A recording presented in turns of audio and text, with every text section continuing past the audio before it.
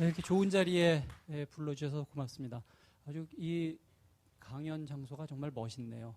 오늘 처음 와보는데 그 인트로 그 필름 보니까 내가 저런 거 하는 거구나. 저보다 훨씬 더 멋있게 잘 만들어 주셨어요. 고맙습니다. 오늘 이제 말씀드릴 그 제목 대항해 지구를 묵다. 이런 주제로 1시간 한 반 정도 말씀을 드리고 또 질문 받고 대화를 나누도록 하겠습니다. 예, 대항해 시대라고 하는 말을 이제 최근 들어서 이제 부쩍 많이 써요. 근데 옛날에는 사실 이 대항해 시대라고 하는 말을 그렇게 많이 쓰지는 않았습니다. 중고등학교 때 세계사 배우죠? 답이 없으시네. 요즘은 근데 뭐 고등학교에서는 세계사를 안 배우는 학교도 있다고 그래요. 어쨌든 이제 뭐 중학교에서는 다 세계사를 배우고 이럴 텐데 아마 지금도 제가 알기에 지금도 세계사 교과서에서는 대항해 시대라고 하는 말을 안 쓰고 지리상의 발견 뭐 이런 용어 혹시 지금 기억하시죠? 그러니까 대체로 이제 고언저리의 역사예요. 뭐 딱히 시기적으로 완전히 일치하지는 않지만, 근데 한번 지리상의 발견이라는 용어를 한번 생각해 보세요. 영어로 이제 The Great Discoveries라든지 뭐 이런 식으로 표현을 하는 그런 말인데, 이제 유럽인들이 아시아나 아프리카나 뭐 어디를 가서 새로운 대륙을 발견했다. 사실 그 용어가 좀 그렇잖아요. 우리 멀쩡하게 잘 살고 있는데 어느 날 누가 배 타고 와서 우리를 발견했다. 그러니까 이제 이 용어라고 하는 것 자체가 너무 많은 걸 규정하죠. 그 용어 자체가 벌써 이제 많은 이야기를 하는 거예요. 그러니까 역사에는 주인공이 있고, 그러니까 발견의 주체가 있고, 누구는 발견당하고, 발견되고, 그래서 이제 우리가 알게 모르게 그런 용어를 쓰고 그걸 가지고 공부하는 것 자체가 역사를 주도하는 어떤 유럽이라고 하는 게 있고, 그 나머지 문명은 무슨 적으로 등장한다든지 엑스트라로 등장한다든지 어떤 충격을 줘서 뭐 유럽이 발전하는데 뭐 도움을 줬다든지 이런 식으로 용어가 이제 그런 식으로 쓰인다. 그래서 이제 최근에 이제 이런 거를 반성한다는 의미에서 용어부터 이제 우리 수정을 하자. 그래서 요즘에 이제 지리상의 발견 이런 용어를 그렇게 많이 안 씁니다. 그래서 뭔가 조금 더 객관적이라 그럴까요? 이런 거는 이제 대항해 시대. 그래도 뭔가 뭐 이렇게 바다를 통해서 여러 문명들이 서로 오고 가고 만나고 뭐 이런 의미니까 그래도 조금 낫겠죠. 저는 이제 대략 한 15세기부터 한 18세기 정도 요거를 대항해 시대라고 하는 그런 제목을 한번 묶어서 이 역사를 좀 새롭게 재구성을 해보자 뭐 이런 의미였는데, 저도 사실 처음에 그런 생각을 뭐 깊이 하면서까지 제목을 정하거나 그러진 않았어요. 우선 이제 원고부터 쓰고 책 다 쓰고 그러고 나서 책 제목이 중요하다니까 책 제목에 따라 많은 게 바뀐다. 그래서 이 제목 뭐라고 하냐 뭐 이런저런 고민을 하다가 무난하게 가자. 그래서 이제 대항해 시대 뭐 이렇게 이제 갔어요. 우리 그 조교가 되게 좋아해요. 대항해 시대. 여기 벌써 이제 아시는 분은 아시네요. 그죠? 저는 그런 게 있는 줄 몰랐죠. 이런 그 온라인 게임이 있죠. 온라인 게임 이거 혹시 지금도 많이 해요?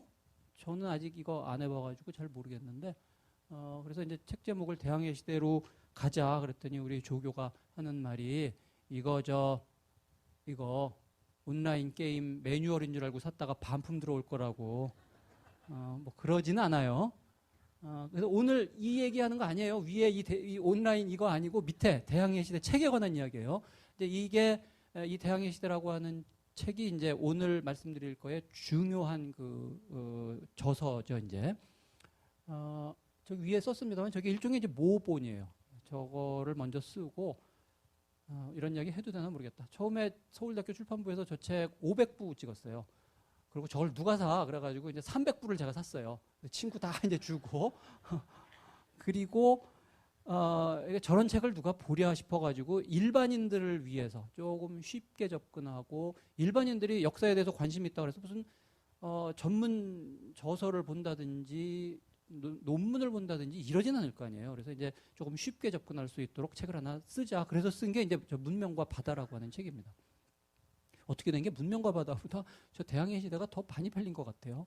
이유는 나도 잘 모르겠어요. 그러니까 나는 나름대로 아카데믹하다고 생각을 하고 썼는데 아카데믹하지 않은 모양이에요. 뭐 하나 읽어본 사람이 뭐 그냥 그럭저럭 읽을만 하다고 처음에 한 60페이지 정도 딱딱한데 그 다음서부터는 그냥 뭐 읽을만 하다 그러니까 혹시 오늘 이제 강의 들어보시고 볼만 좀 자세하게 볼까 그러면은 뭐 대항해 시대를 보셔도 되고 이 포인터가 요거군요. 요거를 보셔도 되고 아니면 조금 편하게 원래 그런 용도로 썼으니까 혹시 좀 편하게 다시 한번 보고 싶다 그러면 이제 문명과 바다 요거를 보셔도 될 것 같아요. 제가 이제 뭐 이런 내용을 조금 썼습니다만 원래 유럽의 학자들이 이런 일을 많이 해요. 자기 주저를 하나 쓰고 그 다음에 일반인들이 좀 쉽게 접할 수 있는 그런 책을 흔히들 이제 많이 쓰죠. 그거를 이제 불어로 옷 빌가리자스용, 그러니까 고급 통속화. 그 일반인들이 읽기 편하게 하되 그렇다고 해서 너무 내용을 줄인다든지 이런 건 아니고 상당히 많은 그 내용을 그대로 가지고 있되 뭐 그림 자료를 좀 집어넣는다든지 이래서 그리고 조금 이제 표현도 좀 쉽게 이렇게 접근을 하도록 한 거죠. 근데 저는 이제 사실은 이게 뭐 똑같은 걸 그대로 쉽게만 쓰고 그럴 생각은 없었어요. 차제에 이제 조금 제 생각도 미리 말씀을 드린다면은 지금 이 책이 그렇다는 게 아니라 언젠가 한번 이런 책을 써보고 싶다 하는 게 뭐냐면은 요걸 그대로 리라이팅을 하는 게 아니라 읽기 편하게 쓰면서도 동시에 사료, 그림 자료 이런 거를 이제 제시한다는 건데 이게 뭐냐면은 한번 생각해 보세요. 역사학 책을 읽는다고 할 때 어떤 역사가가 이제 뭐 어느 시대든 사건이든 책을 써서 이제 이렇게 제시를 한다 그러면은 나는 이 시대를 이렇게 본다. 이거 사실 독자들한테 강요하는 거 아니에요. 이 시대를 이렇게 봐라. 나 이렇게 본다. 당신들도 이거 따라라. 근데 우리 역사학을 공부하는 이유 자체가 한번 생각을 해보자. 인간이 어떻게 살아서 여기까지 왔느냐. 도대체 이거를 우리 어떻게 해석할 것이냐. 이건데 그래서 그런 사고를 통해 가지고 우리가 좀 넓은 생각도 하고 새롭게 바라보기도 하고 이러느라고 공부를 하는 건데 역사책 자체가 완전히 폐쇄적으로 이렇게 봐라라고 하는 것 자체가 좀 문제가 있다 생각을 해가지고 나는 이 자료를 가지고 이렇게 해석을 하지만 반드시 그럴 이유는 없다. 내가 본 자료는 이건데 나는 이제 이런 식으로 해석을 했지만 독자 여러분들께서는 한번 이걸 가지고 다르게 해석을 해볼 수도 있지 않느냐 하는 식의 그러니까 말하자면은 그 독자들에게 수동적으로 따라오는 게 아니라 액티브하게 액티브 리딩을 그런 기회를 제공하는 이런 책을 썼으면 어떨까 좀 그런 생각을 했어요. 그래서 이제 그런 생각을 조금 해가지고 무슨 사료나 그림 같은 걸 약간씩 써서 그런 흉내를 한번 내봤습니다. 언젠가 한번 그렇게 뭐 그런 시도를 해보면 좋겠죠. 근데 오늘 그 요 두 권을 중심으로 해서 내용을 좀 설명을 드리도록 하겠습니다. 이 지금 시리즈 자체가 빅 히스토리예요. 큰 역사의 흐름을 한번 생각을 해보자. 저희 전적으로 동감이에요. 우리 한번 사고를 크게 해보면 어떨까? 문명론적인 사고라고 할 수가 있죠. 일부러라도 한번 우리 좀 요즘 살아가는 게 굉장히 급박하게 뭐가 돌아가잖아요. 내일 어떻게 될지 모르고 모레 어떻게 될지 모르고 이럴 때일수록 한번 이 빠른 변화를 담는 좌표 같은 걸 한번 잡아보고 이 세상이 크게 이렇게 가고 있는 거구나 하는 좀 생각을 할 수 있는 그런 연습을 해보면 어떨까 그런 생각을 해봤습니다. 9.11 사건, 제가 사건이라면서 거기 작은 따옴표를 했죠. 사건이죠. 아마 이제 기억을 하실지 모르겠습니다만 정말 큰 사건이에요. 근데 이거를 어떻게 이해를 할 수 있을까? 물론 이제 가장 중요한 거는 팩트를 잘 팔로우업을 하는 거겠죠. 뭐 어떤 식으로 사건이 일어나서 뭐 몇 명이 죽었고 그 이후에 또 어떤 일이 일어났고 이걸 잘 쫓아가는 것도 굉장히 중요한 건데 그렇다고 해서 이 사건의 의미를 잘 이해하는 것 같진 않아요. 이게 어떤 맥락에서 나왔을까? 이슬람 문명하고 기독교 문명의 충돌이라고 하는 게 유라시아 대륙 역사 흐름에서 가장 중요한 요소 중에 하나죠. 7세기에 이슬람교 탄생하고 그다음에 이제 이슬람 문명권 뭐 하나의 문명이 아니죠. 초문명권이죠. 이거하고 이제 그 서구 기독교 문명권하고 충돌. 그래서 이제 이게 십자군 때는 뭐 어떤 식으로 전개되고 그 다음에는 또 터키 제국이라고 하는 게 형성된다면 또 어떻게 전개되고 이런 가장 기본적인 그런 틀 이런 게 이제 있어야 그거의 최신 버전으로 이렇게 나왔구나. 이제 이런 큰 틀이 있어야 이 9.11 사건 같은 것도 그 의미를 조금 더 명료하게 알 수 있지 않을까 그런 생각을 해봤습니다. 여기 지금 적은 대로 오늘날의 이 빠른 변화 이런 걸 이해하기 위해서도 문명 발전의 좌표 이런 거를 이해할 필요가 있을 것 같아요. 우리의 의식 이게 이 사회의 변화를 잘 쫓아가는 것 같아도 사실 그렇지 않아요. 그러니까 사실 그렇습니다. 어떻게 보면은 지금 2013년 현재 이게 지금 세상이 어떻게 돌아가는 걸까? 이게 한 10년 정도 지나면은 오히려 잘 보일 거예요. 그때 한국 사회가 이랬지. 뭐 북한과의 관계 이랬지. 그때 무슨 일이 있었지. 그래서 이게 그렇게 이렇게 흘러갔구나. 이게 정리가 되는데 그 속에 있을 때는 이게 내일 이렇게 갈지 이게 6개월 있다 이렇게 갈지 사실 오히려 이제 우리가 그걸 쫓아가질 못해요. 제가 이제 예를 지금 적어 놓은 게 콜럼버스가 대서양을 건너서 이제 그 아메리카 대륙에 처음 갔다가 오죠. 굉장히 중요한 사건이죠. 아메리카 대륙에서 이제 적어도 10,000년 이상 떨어져 살던 그런 사람들이 드디어 이제 유럽인들하고 만나고 이러는데 이거는 그런 실제적인 그런 거로도 중요하고 유럽인들의 의식에서도 이거 사실은 굉장히 중요한 사건이에요. 성경에 말하기를 이 세상은 어떻게 돼 있냐.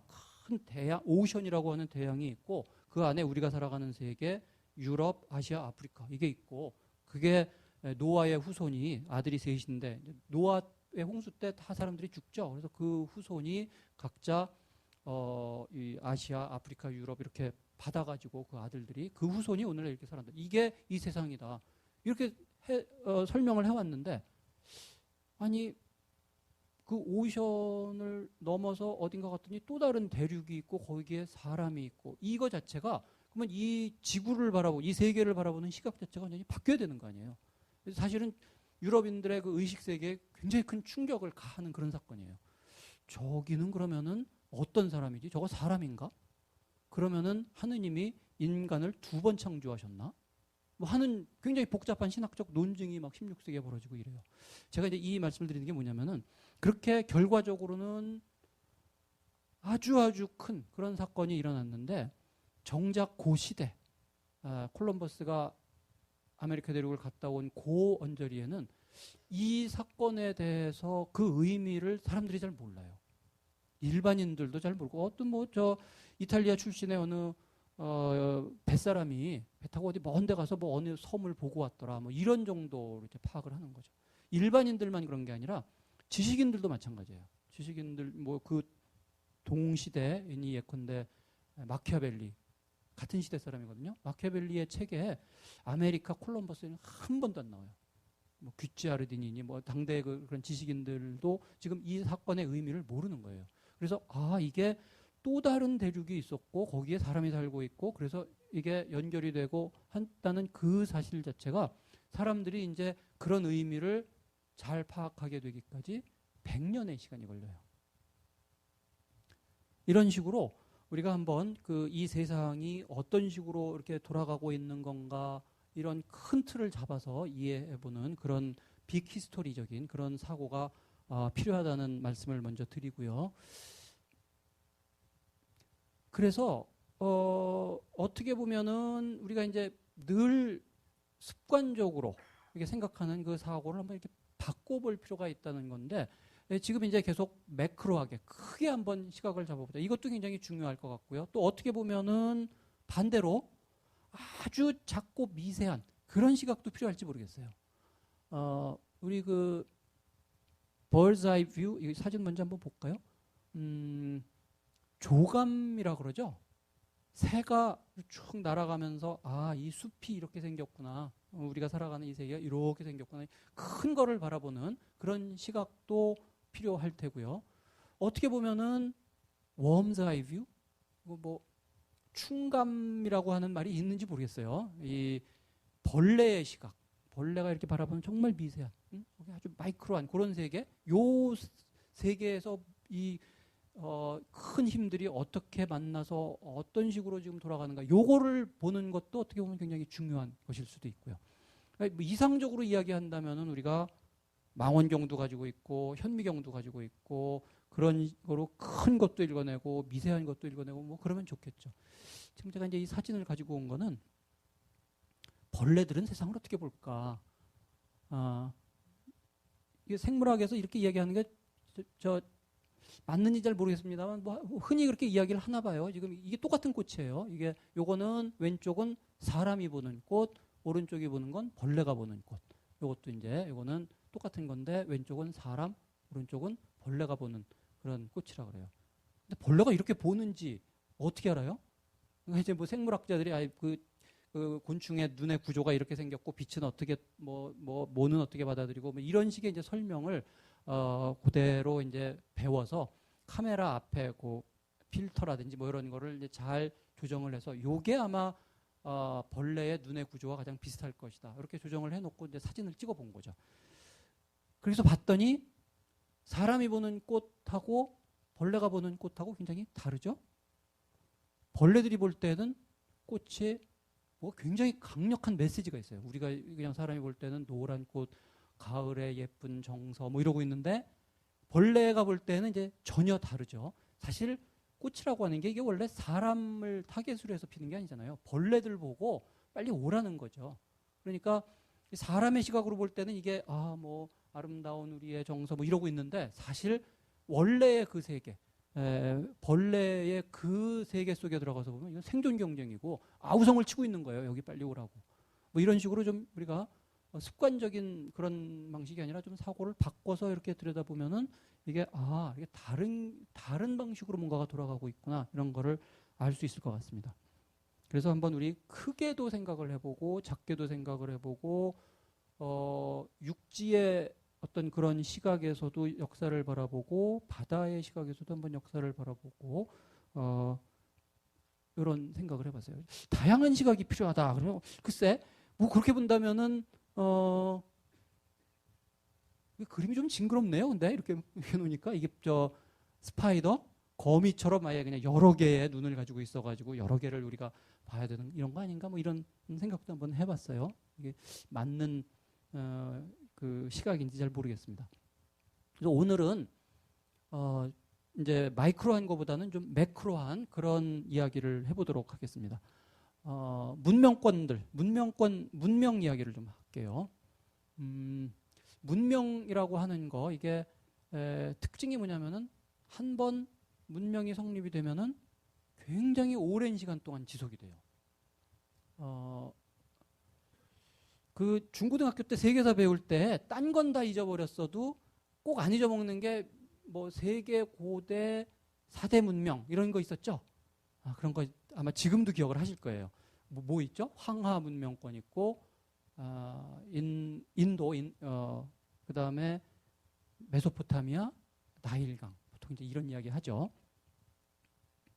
이건 이제 우리나라나 뭐 다른 그 세계 대부분의 국가에서 하는 그런 역사관이고 하나 조금 다르게 해석하는 데가 있긴 있어요. 저기 우리 위에 북한에서는 대동강 문명권이라는 게 있어가지고 세계 5대 고대 문명 이제 이렇게 해석을 해요. 근데 그거는 이제 정설은 아닌 것 같고요.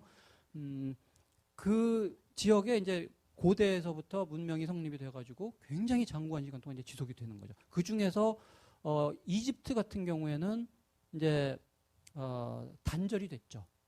지금의 이집트가 옛날 고대 이집트 뭐 같은 자리에 있다고 해서 그게 그대로 이어지는 건 아니에요. 그래서 우리 한번 잘라서 고대 이집트에 대해서 한번 간단하게 생각을 해보죠.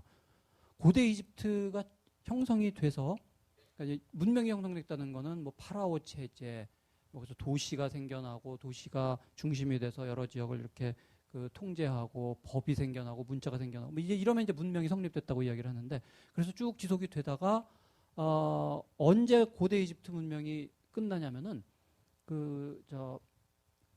인도까지 간 누구죠? 갑자기 요새 이렇게 이름 아니 해초요? 해초 말고요.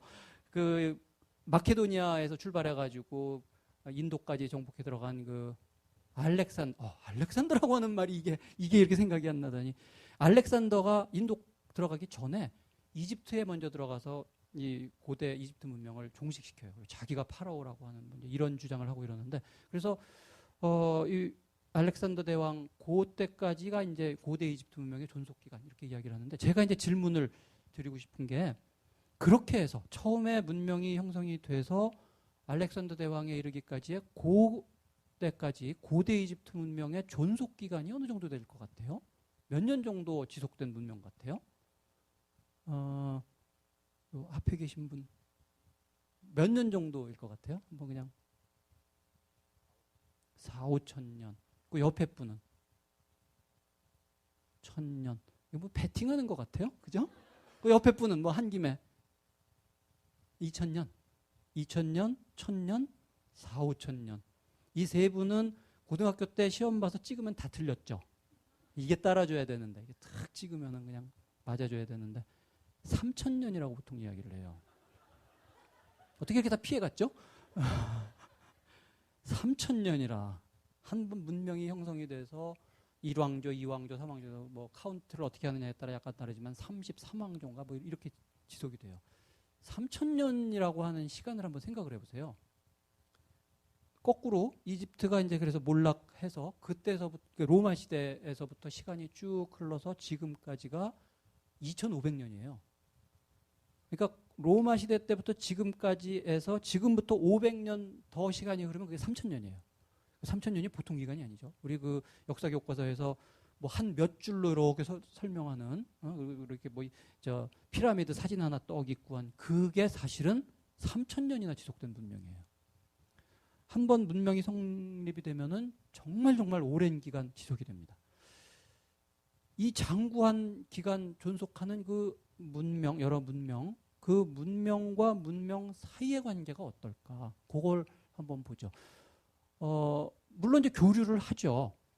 중국하고 인도 문명 사이, 인도와 바빌로니아 사이, 뭐 이렇게 이제 교류가 계속 이루어져요. 예컨대 비단길. 그래서 이게 뭐 비단만 오고 간 게 아니라 중국 그 상품도 서역으로 가고 서역의 여러 물건들 혹은 무슨 불교라든지 이런 정신 문명 같은 것도 서로 왔다 갔다 하고 소통을 합니다. 그렇지만 제가 강조하고 싶은 거는 그 소통이 얼마나 어려웠나 하는 점이에요. 문명과 문명 사이의 그 소통이라고 하는 게 과거로 거슬러 올라가면 굉장히 어려워요. 근데 어려울 수밖에 없어요. 우리 한번 그 중국과 인도 사이에 그거를 한번 생각을 해보세요. 지금 해초 이제 나오면 되겠네요. 신라의 고승이 천축국을 갔다 온다. 30년 정도 걸리잖아요. 중간에 많이 돌아가시기도 하고. 그럴 수밖에 없죠. 그 중간 지역이라고 하는 게 뭐 초원지대, 고산줄령 뭐 이래요. 그러니까 그 사이를 왔다 갔다 한다는 게 보통 일이 아니에요. 그러니까 그 사이에 물론 무슨 물자도 오고 분명히 오고 가고 무슨 불교 같은 것도 전해지고 이러지만 그게 그 사이를 오고 가는 교통이 워낙 불편하기 때문에 굉장히 빠른 속도로 대규모로 뭐가 오고 가는 건 힘들어요. 그 사이를 오고 갈 수 있는 문명과 문명을 연결해주는 제가 볼 때 과거에는 거의 유일한 수단이 낙타예요. 낙타가 없으면 인류 역사는 아마 다르게 진행되지 않았을까 저는 그 생각을 하고 있습니다.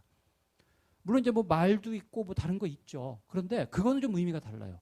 이쪽 문명권에서 저쪽 문명권으로 뭔가 물건을 이렇게 지고 많은 물건을 지고 터덜터덜 걸어가서 거기서 전해주고 그쪽 물건 가지고 터덜터덜 걸어서 이쪽에 이거를 평생 왔다 갔다 하면서 해줄 수 있는 그걸 연결해 줄 수 있는 거의 유일한 수단이 제가 볼 때는 낙타예요.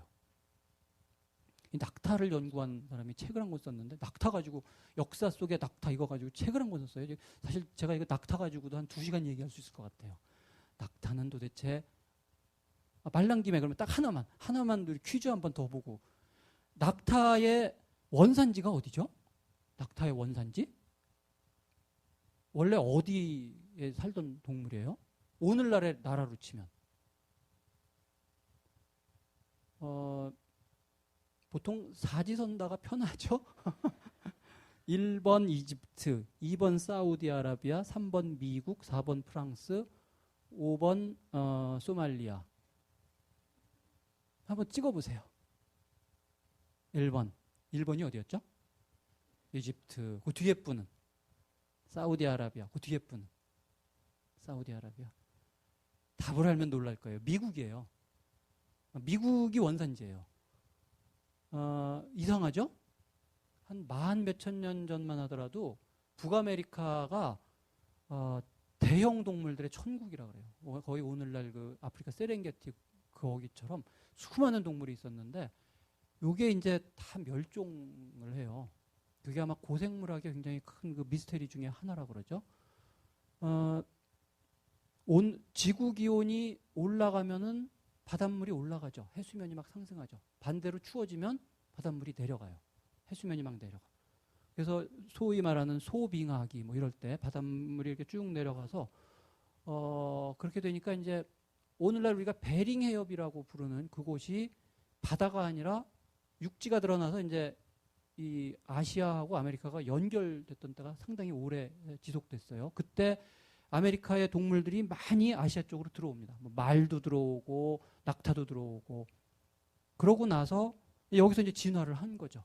그러다가 다시 이제 지구 기온이 올라가서 그때 반대 방향으로 넘어간 게 이제 인간이에요.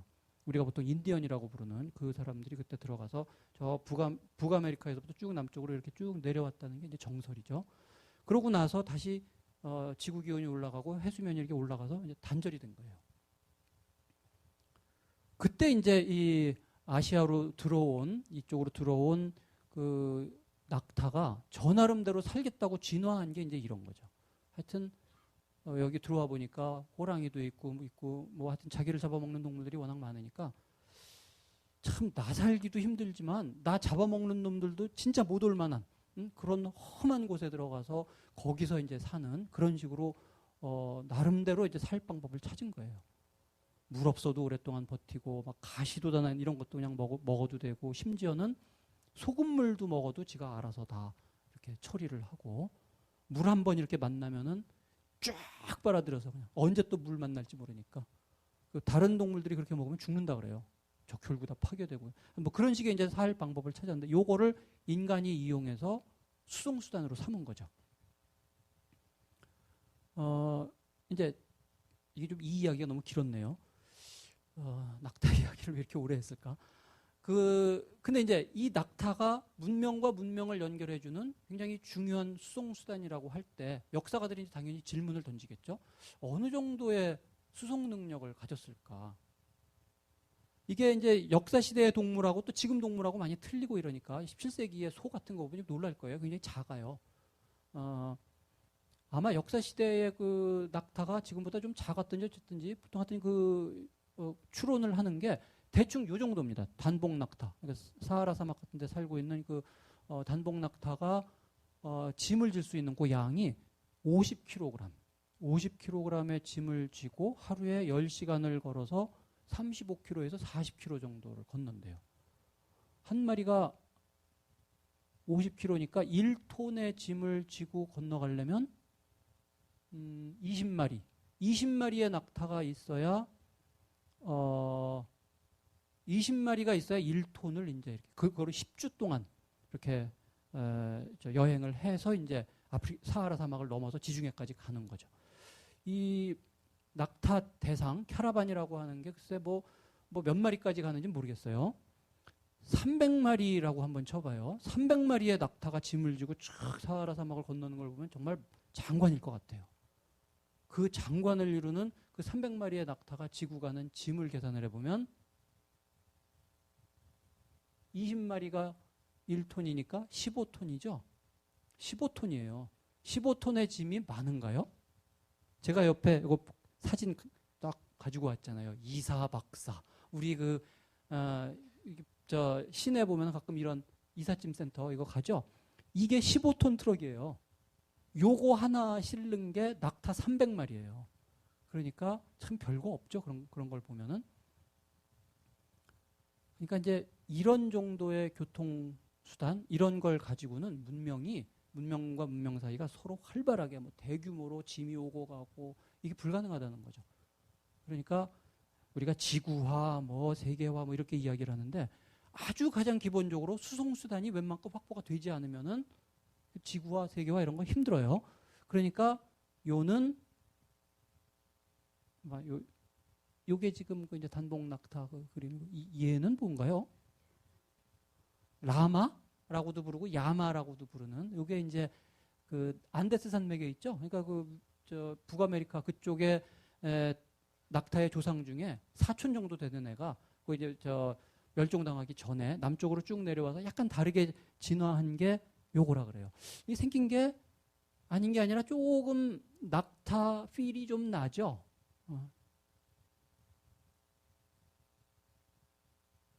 그래서 그런 정도의 수송 수단 가지고는 문명과 문명의 연결이 쉽지 않았을 거다.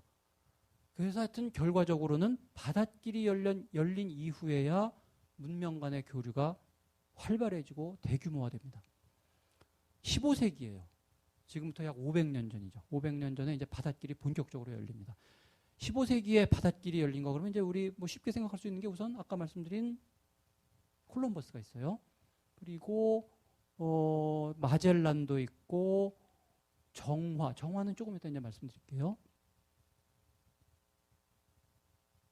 이 콜럼버스만 하더라도 사람들이 다 알아요. 근데 마젤란만 되면 또 사람들이 잘 몰라요. 마젤란 기억나세요? 옛날에 배운 거? 마젤란 뭐 한 인물이죠? 마젤란은 세계 최초로 배를 타고 지구를 한 바퀴 주항이라고 그러죠. 세계를 한 바퀴 도는 거예요. 여기 보시면 지금 이 스페인에서 이렇게 떠나가지고 남미 제일 아래로 내려가서 오늘날 마젤란 해협이라고 부르는 요 해협을 통과해서 태평양을 가로질러서 필리핀에 도착을 해가지고 마젤란 자신은 여기서 죽어요.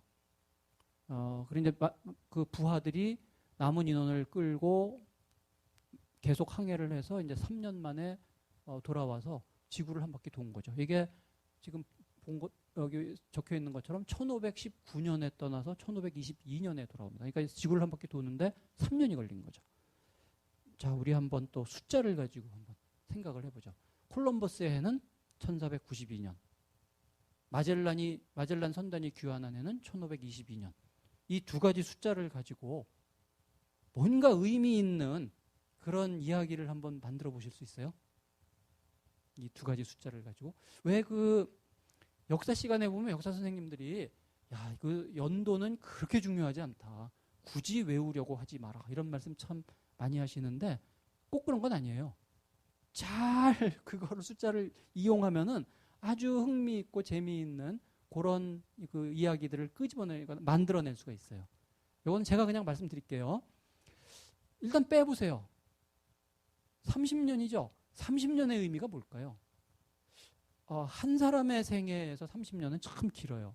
내가 30년 전에 뭐 했나 그러면 참 젊고 샤프하고 멋있는 그런 총각이었지. 뭐 이 30년이라고 하는 게 이게 참 긴 기간인데 인류 역사 몇만 년, 뭐 여기에서 보면 30년이라고 하는 거는 사실은 순간이에요. 콜럼버스가 대양을 건너서 갔다 왔어요. 이게 연안 항해하고 달라요. 이렇게 뭐 날씨가 폭풍우가 일든지 어쩐지 위험하다 싶으면 다시 언제든지 육지로 돌아올 수 있는 연안 항해는 어디나 다 있는데 한쪽 방향으로 저 수평선 넘어 그냥 쭉 직진을 해가지고 다른 대륙으로 간다. 이거는 살 확률보다 죽을 확률이 훨씬 더 높죠. 근데 하여간 최초로 근대에 들어와서 최초로 콜럼버스가 그런 시도를 해가지고 다른 대륙을 갔다 올 수 있다는 게 일단 가능성이 열리니까 그 다음에는 30년이라고 하는 그 비교적 짧은 기간에 바다를 통해서 전 세계 어디든지 갈 수 있다라고 하는 게 이제 입증이 된 거죠.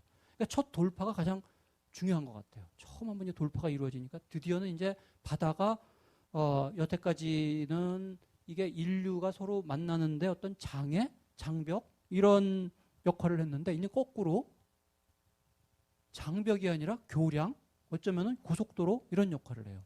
그래서 이 바닷길을 통해서 이제 뭐 사람도 그렇고 물자, 농작물, 병원균도 나중에 혹시 얘기가 시간이 되면 좀 이야기할지 모르겠습니다. 초기의 세계화는 사람의 세계화보다 병원균의 세계화가 더 어떻게 보면 더 빠르고 더 임팩트가 커요. 뭐 그 외에도 정보, 지식, 사상, 종교 이런 모든 것들이 전 세계 문명에서 나머지 다른 전 세계 문명으로 이런 것들이 막 확산이 되는 거죠. 단적으로 이야기해서 사람 한번 생각을 해보세요. 옛날에는 사람은 그냥 고향에 살다가 평생 어쩌다 한번 한양에 갔다 오고 그거 가지고 한양에 갔더니 이러면서 평생 그 얘기하고 살죠. 그러고 이제 고향에 묻히는 거예요.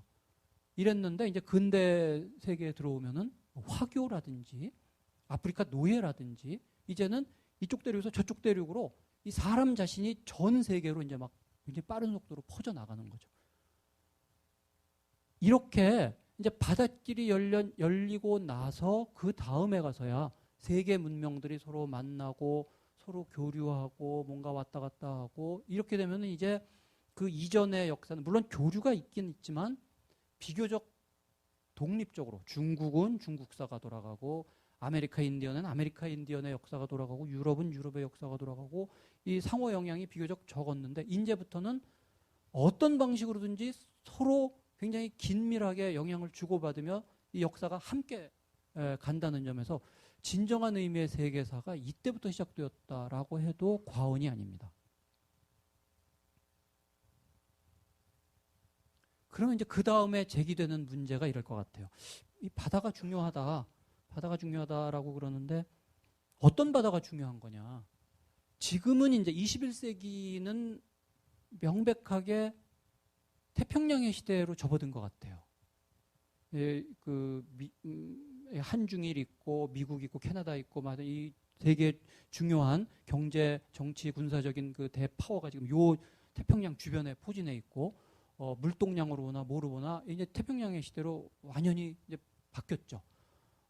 대략 한 15세기에서 20세기 뭐 이때까지는 대서양의 시대라고 할 수가 있겠죠. 아메리카하고 유럽 여기가 이제 패권을 차지했으니까 그게 한 500년. 그런데 사실 그 이전에 인류 역사의 대부분의 시기에서 가장 중요한 바다는 인도양입니다. 아시아의 바다. 뭐 그럴 수밖에 없어요.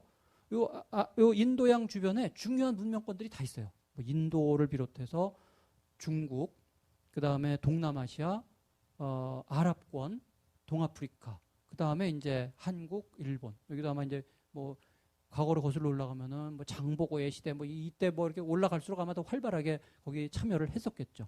그래서 인도양이라고 하는 게 굉장히 중요한 세계의 가장 중요한 문명들이 거기 다 이제 들어와서 만나는 그런 무대예요. 대략 한 서기 1000년경 이 정도쯤 되면은 원거리 교통로가 만들어져서 아덴에서부터 광주까지 그 직항로가 만들어집니다. 아마 이 무렵이 아랍의 해상 문명의 전성기 아닌가 싶어요. 아덴은 아시죠? 아덴 요새 아덴만 하도 이제 많이 나와가지고 아덴이라고 하는 게 이제 아라비아 반도의 남서쪽이에요. 거기에 제일 큰 도시고 가장 중요한 항구죠. 참고로 아덴이라고 하는 요거 단어 생긴 거를 보면은 뭐가 연상되는 거 없나요? 네, 에덴하고 어원이 같아요. 아라비아 반도는 남서쪽으로 갈수록 비가 오고 녹음이 우거지고 그래서 이 사막이 많은 그런 지역에서는 낙원 이러면은 이게 뭐가 수풀이 우거지고 시원하고 물이 있고 이런 게 이제 그러니까 말하자면 에덴 동산할 때 그 정원 큰 정원 이런 이미지거든요. 이게 이제 그 남서쪽으로 갈수록 그런 현상이 이제 보이고 북동쪽으로 갈수록 사막지대가 이제 펼쳐지죠. 하여튼 아라비아 반도의 남서쪽에 있는 제일 중요한 항구예요. 여기에서부터 이거는 전라도 광주는 아니고요. 중국 남부에 있는 광저우예요. 여기까지 항로가 연결이 돼요. 그래서 이 쯔통이라고 하는 게 이제 그 중국 남부 옛날 고지명인데 여기에 이슬람인 거류지가 10만에서 20만. 좀 오차가 좀 크네요. 이게 이제 옛날 기록이라 그래요. 뭐 반란이 일어나고 이랬을 때 죽은 사람 뭐 이런 걸 가지고 만든 수치라 그러는데 10만에서 20만 명이다. 거류민이 예컨대 뭐 20만 명이다. 지금도 우리나라 사람이 뭐 무슨 캘리포니아의 어느 도시에 20만 명이 모여 산다 그러면 굉장히 큰 거류지죠. 근데 이 시대에는 오늘날 인구의 10분의 1이에요. 그러니까 좀 단순하긴 하지만 바꿔서 생각을 해보면 거의 100만에서 200만 명이 모여 산다는 거나 마찬가지죠. 그러니까 중국 남부에 이슬람인들이 굉장히 많이 모여서 이제 살면서 자기네 고향 배가 들어오면 맞이하고 그 사람들 재우고 그쪽 상품 받아서 넘기고 중국 상품 실어서 다시 보내고 이런 활동을 하고 있었다는 거죠. 이런 거를 보면은 요 사진 그래서 이런 식으로 이제 그 아랍 상인들이 인도양 전체를 막 오고 가고 한 이거를 보여주는 간접적인 증거가 이 아라비안 나이트 천일야화라고 하는 그 이야기예요. 물론 이제 그게 픽션이죠. 허무맹랑한 막 그런 이야기들 많잖아요. 그런데 그 이야기의 이면에 있는 걸 한번 생각해 보세요. 문학이라고 하는 게 현실을 그대로 반영하는 건 아니지만 어떤 방식으로든지 반영을 하죠. 그래서 그 이야기를 보면은 맨 장사꾼 이야기예요. 장사하러 배 타고 어디를 가서 뭘 하다가 무슨 모험을 하고 뭐 그러다가 돌아와서 또 뭐 몸이 근질근질해서 다시 바다로 나가서 다음 모험을 하고 맨 이런 이야기잖아요. 이렇게 본다면은 오늘 우리가 보통 이야기하는 그 세계화라고 하는 게 19세기, 20세기 후반에 들어와서 갑자기 시작된 게 아니라 굉장히 오래전서부터 준비가 돼 왔던 거죠. 문명이 인도양에서 서로 만나고 나중에 이제 유럽인들이 16세기에 인도양에 들어와서 인도양을 지배하고 인도양과 태평양, 대서양을 연결하는 해양 네트워크를 만들고 이 바다를 지배한 다음에 그 다음에 이제 19세기 제국주의 시대에 식민화, 이제 내륙으로 들어가고 이러면서 전 세계를 지배하고 그 네트워크가 만들어지고 이게 이제 세계화 진행의 역사잖아요. 근데 그게 그렇게 해서 갑자기 만들어진 게 아니라 오래전서부터 준비되어 왔던 거죠. 그러니까 세계화라고 하는 거는 아시아의 바다에서 만들어졌다고 할 수가 있습니다. 그 다음 문제는 이제 이렇게 돼요. 그렇다면 그 인도양이 가장 중요한 그런 바다였다고 한다면 그 바다를 지배할 인도양을 그 헤게모니를 장악할 그곳을 지배할 우승 후보가 어디였을까? 여기 위에 써 있네요. 중국 영원한 우승 후보. 영원한 우승 후보 그러면 사실은 브라질이 생각나는데 그죠? 축구할 때는 꼭 영원한 우승 후보. 브라질만 축구팀 나오면은 꼭 영원한 우승 후보 그러잖아요. 그건 이제 축구 얘기고 역사에서는 언제나 중국이 우승 후보예요. 무게중심이라는 말 있죠? 이거 이제 프랑스의 역사학자들의 표현입니다. 중국이 세계의 무게중심이다. 거기가 항상 인구가 가장 많아요. 과거로 올라갈수록 인구라고 하는 요인이 굉장히 중요한 요인이에요. 인구만 많은 게 아니라 잘 살아요. 18세기 이전으로 거슬러 올라갈수록 중국이 잘 삽니다. 요거는 약간 낯설죠? 지금 이제 그 수량적 접근을 하는 역사가들이 있어요. 세계, 그러니까 뭐 어느 지역의 인구 계산하고 그 다음에 GDP 계산하고 굉장히 힘든 작업이에요. 그 사람들 하는 거 이렇게 보면은 야 어떻게 저렇게 평생 저거 할까? 어느 마을 들어가서 그 성당 거기 들어가가지고 무슨 이 세례 받은 기록, 그다음에 종부 성사 기록, 뭐 결혼 기록 이런 거를 이렇게 쫙 모아가지고 컴퓨터에 넣고 그러면은 이제 대충 그 인구 이 동향이 잡히잖아요. 그래서 이 지역의 인구가 16세기엔 얼마고 17세기엔 얼마고 18세기엔 얼마고 이걸 만들고 나면 그 다음 또 다른 지역 들어가서 만들고 그거 합쳐서 프랑스의 인구 수준, 뭐 유럽의 인구 수준 이런 걸 이제 만드는 작업을 하는 거죠. 그거를 2차 대전 이후부터 꾸준히 해온 결과 드디어 이제 그 오늘날에 이르러서는 웬만큼 그 믿을 수 있는 그런 수치를 드디어 이제 얻었어요. 그래서 1인당 GDP 뭐 이제 이런 비교를 하는 게 가능해진 거죠. 그래서 계산을 해봤더니 놀랍게도 19세기, 20세기에는 유럽이나 미국이 가장 잘 살지만 18세기 이전으로 거슬러 올라가면은 중국과 인도가 굉장히 잘 살아요. 19세기 초까지만 하더라도 중국과 인도의 GDP를 합치면 세계 총생산의 50%. 전 세계에서 생산되는 거의 절반이 중국과 인도에서 만들어진다는 얘기죠. 지금은 이제 이게 20%도 안 되지만 과거로 거슬러 올라갈수록 중국이 인구도 많고 잘 살고 마르코 폴로의 동방견문록 혹시 보셨어요? 그 마르코 폴로도 이제 좀 뭐 거짓말이 좀 심한 뭐 그런 작가긴 하지만 그래도 100% 거짓말은 아니에요. 근데 그 마르코 폴로의 기록을 잘 보면은 아주 못 사는 유럽 지역의 여행자가 중국이라고 하는 정말 잘 사는 그 지역에 가서 놀라는 그런 기록인 거죠. 뭐 그것도 이제 역시 간접적인 어떤 그 문학적인 그런 증거라고 할 수가 있을 거예요.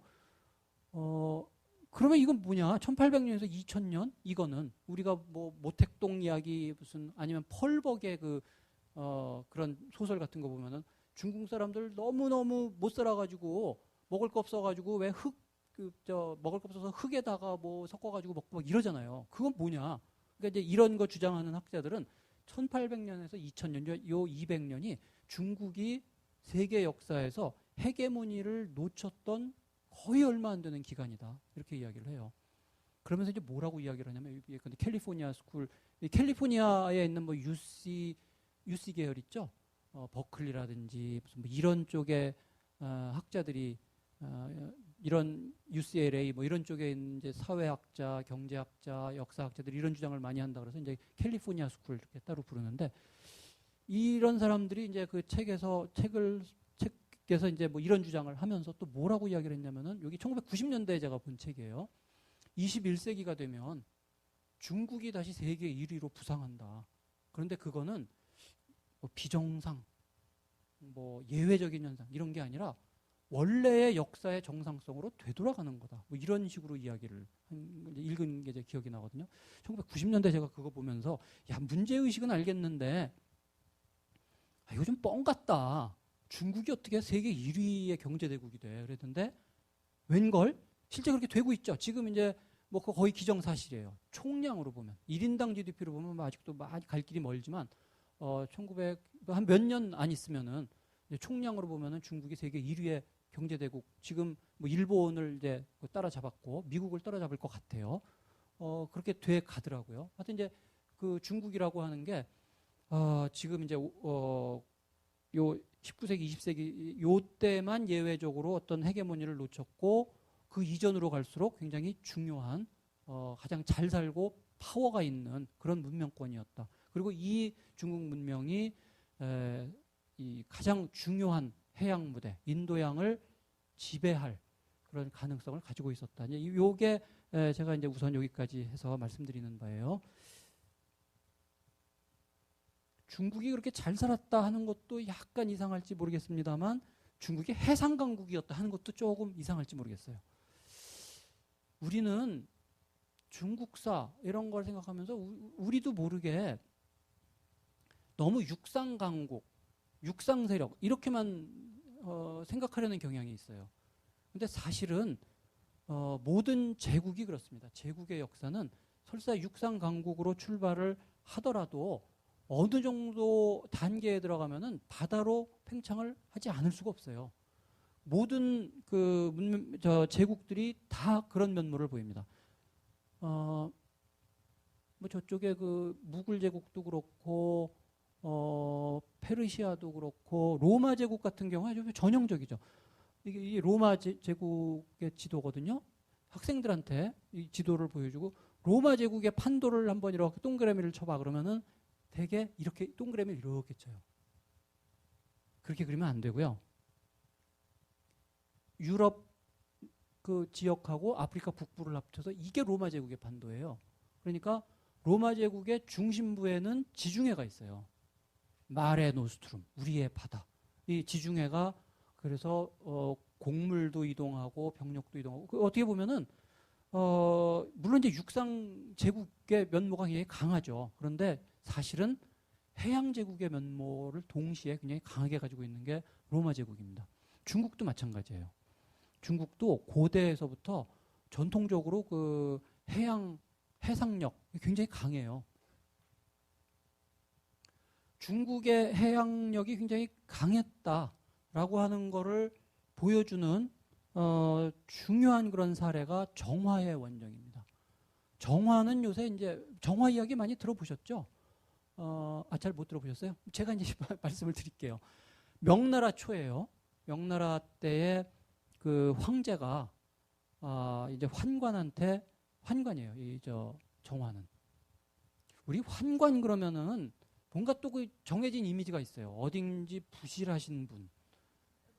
뭔가 이렇게 뭐 간신 스타일 뭐 이런 그게 아니에요. 이 명나라 초에 이 황제 주변에 있는 이 환관이라고 하는 거는 말하자면은 비유하자면은 청와대 비서실 정도. 바로 황제 바로 측근 거리에서 그 문서가 이 명령이 이 사람들을 통해서 나가고 모든 정보가 이 사람들에게 들어오고 그래서 요 주변에 있는 요 환관들이 굉장히 강력한 그런 세력이에요. 그 중에서도 특히 가장 뛰어난 인물이 정화라고 그래요. 이 정화는 우선 키가 190이 넘었다 그러죠. 장군이에요, 실제로. 그래서 군대를 이끌고 전쟁에 참여해서 승전하고 돌아온 이런 장군이기도 하고 지략도 굉장히 뛰어나고 그 다음에 머리도 굉장히 좋고 천재적인 그런 능력을 가지고 있고 어학도 굉장히 뛰어나고 아주 뛰어난 그런 인물로 알려져 있습니다. 사실은 이름도 이게 이제 여긴 칠판이 없어서 그런데 왜 그 나라 정자 그 정자에서 정화 이렇게 보통 부르는데 원래 성은 정씨가 아니라 마씨예요. 말맞자 마화. 그 할아버지 쪽에 중국으로 들어와서 살게 된 이슬람교도 출신이에요. 이슬람교도가 이제 이 중국에 들어와서 사니까 중국식 이름을 성을 정해야 될 거 아니에요. 뭐 무하마드, 마호메드 뭐 이런데 그 자기 이름을 이제 이렇게 나타낼 수 있는 성으로 이제 발음을 따서 마씨라고 지은 거죠. 그래서 이제 원래 마화였는데 국가에 이제 큰 공을 세우니까 황제가 그런 경우에 이제 성을 하나 주죠. 야 마호메트 이제 잊어버려라. 내가 멋있는 성 하나 줄게. 그래서 이제 정시성을 준 거예요. 그래서 이제 정화 그 후에 이제 정화로 불립니다. 그래서 이 정화한테 명령을 내려서 대선단을 꾸려가지고 인도양 세계를 한번 이제 탐사를 하게 한 거죠. 그때 이제 1405년에 시작해서 1433년까지 큰 것만 7차례에 걸쳐서 인도양 세계를 돌아다녀요. 그 선단의 규모가 어느 정도였을까? 선단 이전에 그 배가 어느만 했을까? 지금 이게 이제 주축 선박이에요. 보선이라고 그래요. 보배 보자. 이 보선의 크기가 대략 한 130m 이 정도 된다 그럽니다. 배 직접 보신 적 없죠? 제가 학생들 데리고 대우해양조선 뭐 이런 데 가가지고 이렇게 배 만드는 거 조선소에 가서 이렇게 보니까 정말 배라고 하는 게 엄청난 구조물이에요. 컨테이너선 이게 바다에서 떠가는 거 멀리서 보면 그 큰 걸 모르는데 가까이 가서 보세요. 정말 어마어마하죠. 요즘에 컨테이너선 큰 거는 뭐 200m, 250m짜리까지도 있어요. 소형 컨테이너선이 130m입니다. 그러니까 지금 정화가 타고 다닌 배가 130, 요즘에 그 소형 컨테이너선이라고 생각을 하면 돼요. 그래서 그러니까 뭐 지금 생각해보면 그렇게 어마어마한 것도 아니네. 그럴 수도 있겠지만 당대의 기준으로 한번 비교를 해봐야 되겠죠. 콜럼버스가 타고 간 배, 대서양을 건넌 배가 어느만 할까? 뭐 3m, 뭐 7m 어쩌고 뭐 이래요. 근데 그렇게 이야기할 게 아니라 제가 머릿속에 쏙 들어오게 콜럼버스가 타고 간 배를 제가 설명을 드릴게요. 테니스 코트예요. 테니스 코트. 그게 배예요. 그 테니스 코트 바깥이 바다고. 고만한 배를 타고 대서양을 건넌 거죠. 그러니까 물론 복층 구조니까 조금 이제 좀 더 크게 보이겠지만 아마 한강 유람선만 하지 않을까 싶어요. 한강 유람선을 타고 물론 GPS 없고 기관이 없고 돛단배죠. 그러니까 범선이죠, 범선. 그거를 타고 인천에서 나가서 지도도 없는 낯선 바다를 이렇게 가서 그냥 자기의 확신 하나 가지고 그래가지고 다른 아메리카 대륙을 갔다 온 거라고 한번 생각을 해보세요. 얼마나 어마어마한 모험인지 알 수가 있겠죠. 하여간 그런 시대예요. 그래도 하여튼 그 배를 타고 대서양을 건너갔다 오는데 그런 시대에 130m짜리 배, 이거는 그 당대의 선원들을 보면 기절했다 그래요. 이거는 배가 아니라 섬이다. 이런 130m짜리 배가 5, 60척. 그리고 그 외에 여타 크고 작은 배를 합치면은 250척이 이제 함께 움직이는 거예요. 중국은 일단 사이즈로 남을 압도를 하죠. 이런 게 이제 이렇게 가서 뭐 둘로 갈라져서 하나는 인도로 가고 하나는 뭐 중동 지역으로 가고 뭐 이런 식으로 이제 운영을 하는 거죠. 그게 7번이에요. 7번을 이제 인도양 전체를. 그러니까 이 정도의 해양력이면은 당연히 세계 최강입니다. 이 정도 규모의 배가 언제 다시 나오냐면은 19세기에 영국 해군. 이제 영국의 초대형 그 군함 만들 때 가서야 이런 배가 나와요. 그래서 이런 선단을 이제 그 끌고 정화가 인도양 전체를 막 돌아다녀요. 왜 갔을까? 가서 뭐 했을까? 이게 이제 미스테리인 거죠. 미리 말씀드리지만 정화의 이 항해가 세계사적으로 정말 중요한 사건인데 의외로 모르는 게 참 많습니다. 왜 그러냐면은 1433년 이후에 중국의 그 국가 전략이 바뀌어요. 이거 이제 지금 다음에 사실 말씀을 드려야 되는데 미리 말 나온 김에 말씀을 드리자면은 바다로 나가지 않고 거꾸로 이제 바다를 닫아 걸고 이제 저 북쪽으로 방향이 이제 이렇게 바뀐 건데 그러면서 이 더 이상 바다로 나가지 못하게 막으면서 동시에 모든 기록을 다 없애버립니다. 참 중국의 그 마인드도 참 특이해요. 한 30몇 년 동안 바다로 열심히 나갔는데 국가 전략이 이제 바뀐 거예요. 그러면 지난 30년 동안 한 건 뭐냐? 우리 명나라 역사에서 없었던 일로 치자. 아니 뭘 없었던 일로 쳐. 분명히 있었는데. 그가 없었던 일로 치자 그래가지고 기록을 다 파기하고 불태웁니다. 그래서 지금 정화의 그 이 사건 이거에 대해서 이게 지금 알려진 거 그러니까 그때 그 파기를 면한 얼마 안 되는 그런 기록을 가지고 재구성할 수밖에 없어요. 하여튼 그래서 이제 이거에 대해서 그렇게 자세하게 알 수는 없습니다. 그래서 왜 나갔으며 가서 뭐 했으며 이런 거에 대해서 모르는 게 상당히 많아요. 근데 하여튼 확실한 거는 뭐냐면은 우리가 생각할 때는 이렇게 나가서 막 지배하고 약탈하고 그랬나 보다 그러는데 그런 적이 없어요. 이게 또 중국 학자들이 요새 그렇게 강조하는 바예요. 평화적이었다. 이게 정화의 그 항해가 평화적이었다는 건 뭘 염두에 두고 있을까요? 유럽인들은 들어와서 늘 그 약탈하고 빼앗고 뭐 종교 강요하다가 말 안 들으면은 뭐 불태워 죽이고 이랬던 데 비해서 중국의 해양 팽창은 그렇지 않았다. 평화적이었다. 남에게서 무엇을 빼앗은 적이 없다. 실제 안 뺏어요. 안 뺏고 강제로 줘요. 안 받겠다는데 황제 하사물이니까 무릎 꿇고 받으라 그러면서 이렇게 큰 도자기 같은 거 전해주고 그럼 가서 뭐 가져온 거냐? 지금 뭐 기록으로 남아있는 건 무슨 낙타, 타조 깃털, 기린 뭐 이런 거 가져와요. 그 국가적인 대 프로젝트. 그래서 무슨 낙타를 왜 데리고 와? 기린을 왜 데리고 오지? 근데 이제 그 자체가 굉장히 중요한 그런 의미 있는 행동일 수가 있죠. 하여튼 공식적으로 이야기하는 거는 중국 황제의 위험을 만방에 떨친다예요. 그 자체가 사실 정치적인 거죠. 이 주변에 있는 모든 민족들이 중국에게 이렇게 복종하게 만드는 뭐 그거 자체가 굉장히 중요한 그런 현상일 수가 있죠. 그래서 이거를 지금 중국 학자들이 그렇게 강조하고 중국의 중요한 도시가 보면은 이 정화의 선박 모형 만들어서 띄워놓고 이러고 있어요. 이 중국의 이 정화 원정이 평화적이라고 하는 거를 또 보여주는 가장 극적으로 보여준 게 뭐냐면은 올림픽 입장식 세레모니예요. 뭐 월드컵이든지 뭐 이런 종류의 큰 대회의 입장식은 한번 주의 깊게 잘 살펴볼 필요가 있어요. 그 나라가 전 세계에 어떤 메시지를 전하고 싶은 거냐 그런 건데 북경 올림픽 기억나세요? 중간에 이제 막 이런 걸 보여줘요. 이게 뭐냐면 다름 아닌 정화의 배예요. 이걸 보여줘서 이게 이제 막 어디로 가가지고 중국의 무슨 그 화약이라든지 도자기라든지 뭐 이런 걸 전해주는 이런 걸 이제 보여주는 거죠. 뭘 말하고 싶었던 걸까요? 중국은 더 이상 아시아의 일개 국가가 아니라 세계의 중심이다. 세계와 소통한다. 그런데 그게 오늘날 처음 시작된 게 아니라 역사상 언제나 그래왔다. 그리고 그 중국의 팽창, 해상 팽창이라고 하는 거는 늘 평화적이었다. 중국의 발전된 그 문명의 산물을 전 세계에게 전해주는 그런 역할을 쭉 해왔다. 세계의 인민들이여 안심하라. 뭐 그 정도 좀 되지 않겠어요? 북경 당국이 이제 그런 거를 이야기를 하고 싶었겠죠. 근데 정말 그럴까요?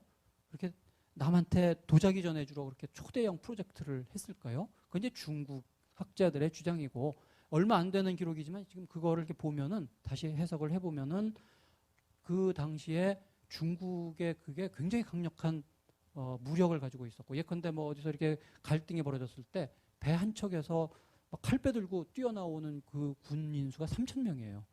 결코 평화적이거나 이러지 않죠. 그래서 유럽이나 미국의 학자들은 무슨 소리 중국이 그 당시에 이미 해양 제국주의였다.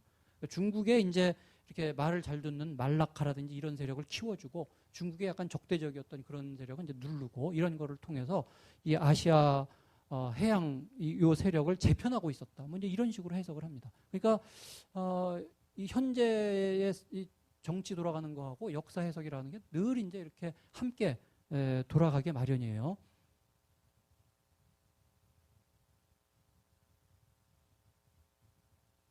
예. 그러면 이제 그렇게 해서 정말 세계 최강의 해상력을 가지고 있었던 중국이 왜 그러면은 그 내친 김에 유럽까지 가서 좀 행패도 부리고 지배하고 아메리카까지 가고 이러지 왜 그러면은 역사가 그렇게 됐을까? 1433년 이후에 중국은 정책을 완전히 바꿔가지고 바다로 나가는 게 아니라 정반대예요. 바다로 나가는 걸 엄금합니다. 소위 말해서 이제 해금이라고 그러죠. 바다 해자에 금알금자. 바다로 나가는 걸 막아요. 허락 없이 바다로 나가다 잡히면 사형. 그리고 그 큰 배들 다 부셔가지고 뭐 제목으로 쓰든지 아니면 그냥 썩게 그냥 방치를 하든지 그 많은 해군 이거 전부 돌려서 노무자로 바꾸든지 아니면 육군으로 바꾸든지 뭐 이제 이런 식으로 바꿉니다. 그러면서 아예 수도를 북경으로 이제 천도를 해요. 그러니까 국가 전체의 그 무게 중심이 북쪽으로 이제 이동을 하는 거예요. 왜 이랬을까? 우리가 이제 이해는 할 수 있을 것 같아요. 다시 북쪽의 유목민족들이 막 공격해 들어오고 이러니까 이게 국가를 운영하는 그 입장에서 두 개의 전선이 열리는 게 제일 어렵죠. 바다로도 팽창을 하면서 거기 힘써야 되고 북쪽에서 내려오는 유목민족 막아야 되고 이게 힘드니까 아예 한쪽을 닫아 걸고 유목민족을 막든지 더 나아가서 그쪽으로 팽창해 나가겠다. 이제 국가 전략을 그렇게 바꾼 거죠. 지금 입장에서 야 그거는 어리석은 짓이었다. 뭐 이렇게 비난할 수는 없을 것 같아요. 당대의 맥락에서는 그게 훨씬 더 의미 있고 중요한 거였을지 모르겠어요.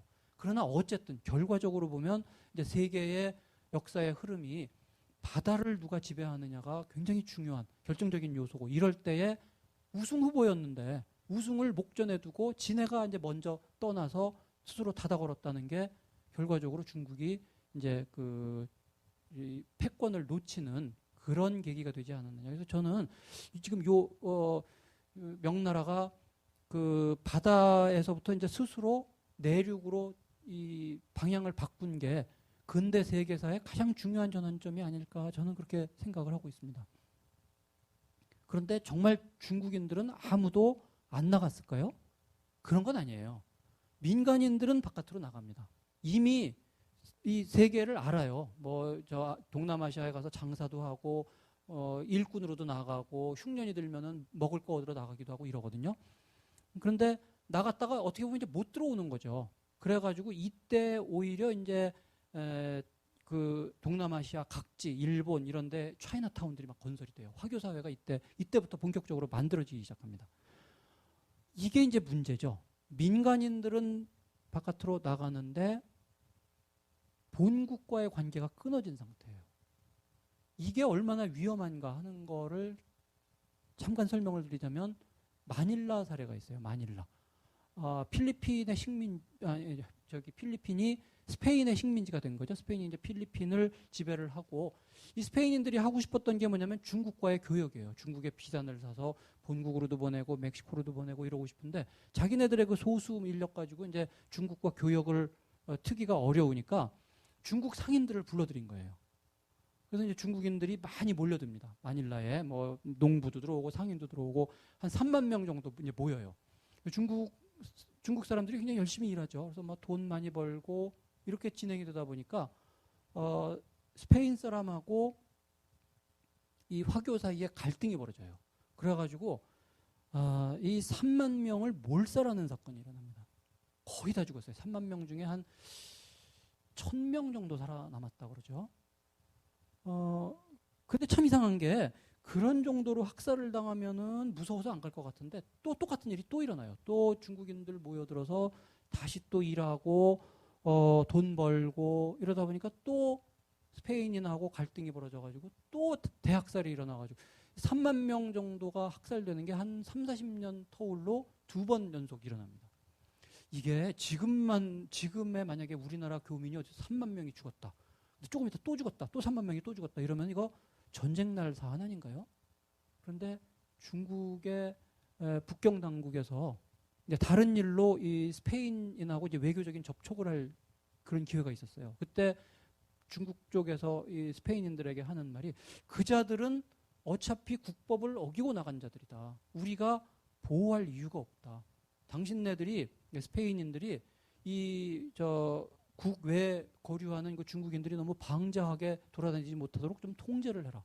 이런 이야기를 해요. 그러니까 이게 완전히 이게 내친 거죠. 어떻게 보면은 이렇게 본국의 보호를 받지 못하는 상태에서 이제 화교가 사니까 역사상 보면 늘 그 위험에 처하잖아요. 이게 1990년대까지도 그러지 않았나요? 뭐 동남아시아 뭐 이런 데서 이렇게 도시 폭동이 일어나면은 사람들이 제일 먼저 화교 가게에 달려들어서 거기 불 지르고 물건 뺏고 돈 뺏고 사람 해치고 이런 일들이 이제 자주 일어나는 거죠. 그래가지고 이제 이 화교들이 가지고 있는 아주 독특한 태도들 있죠.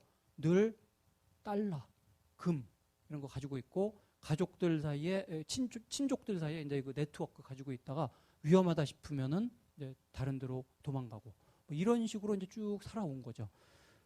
그러다가 20세기 말 21세기 초에 중국이 이제 세계화 전략을 진행을 시켜요. 그죠? 이제 말하자면 중국이 혁명 이후에 어느 정도 안정 단계에 들어간 것 같아요. 중국사에서 매번 반복되는 그게 있어요. 이제 어느 정도 안정 단계 됐을 때 하는 게 항상 물길 이거 이렇게 정비하고 그리고 이제 바깥으로 한번 이렇게 눈을 돌리고 지금 이제 아마 그 혁명 이후에 혼란기 이런 거 이제 어느 정도 안정 단계에 들어가서 중국이 이제 세계화 전략을 취하는 것 같은데 그럴 때에 보니까 기가 막힌 조직이 있는 거예요. 화교 조직. 이 화교라고 하는 게 참 독특해서 완전히 그 사회에 이방인도 아니고 완전히 동화된 것도 아니고 적당히 걸쳐 있죠. 그러면서 중국어 여전히 하고 있고 그 자기 고향에 대한 의식도 있고 성씨 이런 의식도 있고 그러면서 또 자본력이 엄청나요. 이게 또 전 세계에 걸쳐서 네트워크가 만들어져 있는 거죠. 다른 거 만들 필요 없이 화교와 손을 잡으면 이제 되는 거죠. 그래서 이제 이 화교가 굉장히 그 중요한 지금 중국의 세계화 전략의 한 축이 되는데 20세기에는 그런 이야기를 한 적이 있어요. 유태인과 겨눌 수 있는 유일한 에스닉 그룹은 화교. 근데 21세기에는 유태인 보고 화교와 겨눌 수 있는 유일한 에스닉 그룹 유태인 하는 식으로 이게 지금 이게 1, 2위가 말하자면 바뀐 거죠. 근데 그거는 하여튼 이제 오늘날 와서의 일이고 그 이전에는 중국 그 당국 자체는 바다로부터 완전히 절연되고 민간인들만 이제 바깥으로 나가 있는 뭐 이런 상태입니다. 그렇게 공식적으로는 이제 해외 팽창, 해양 팽창을 포기한 바로 그 시점에 유럽이 해상 팽창을 해요.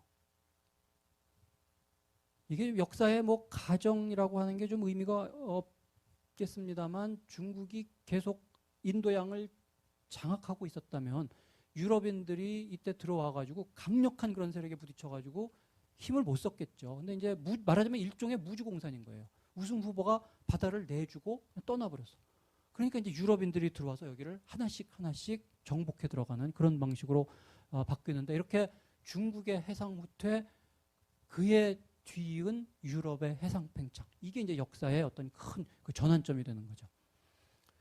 중국인들은 어쨌든 이제 민간인들은 이제 이렇게 화교라는 이름으로 그런 정도로 이제 나가고 있고 정치 군사적으로는 전혀 서포트를 못하는 이런 상황에서 유럽인들은 정반대 다른 방식으로 팽창을 해나갑니다. 그게 뭐냐면은 좀 표현이 딱딱합니다만 자본과 권력이 결합된 상태. 말하자면 민간인하고 정부가 잘 결합된 상태로 이제 그 바깥으로 나가는 거예요. 자본과 권력이 결합된 상태라는 게 도대체 뭐냐? 그거 말씀드리기 전에 요거 하나 간단하게 먼저 좀 말씀을 드리고 넘어갈게요. 사실 중국이 바다를 버렸다고 그러는데 바다를 버릴 수 있는 것도 사실은 굉장히 그게 가능했기 때문에 그런 거예요.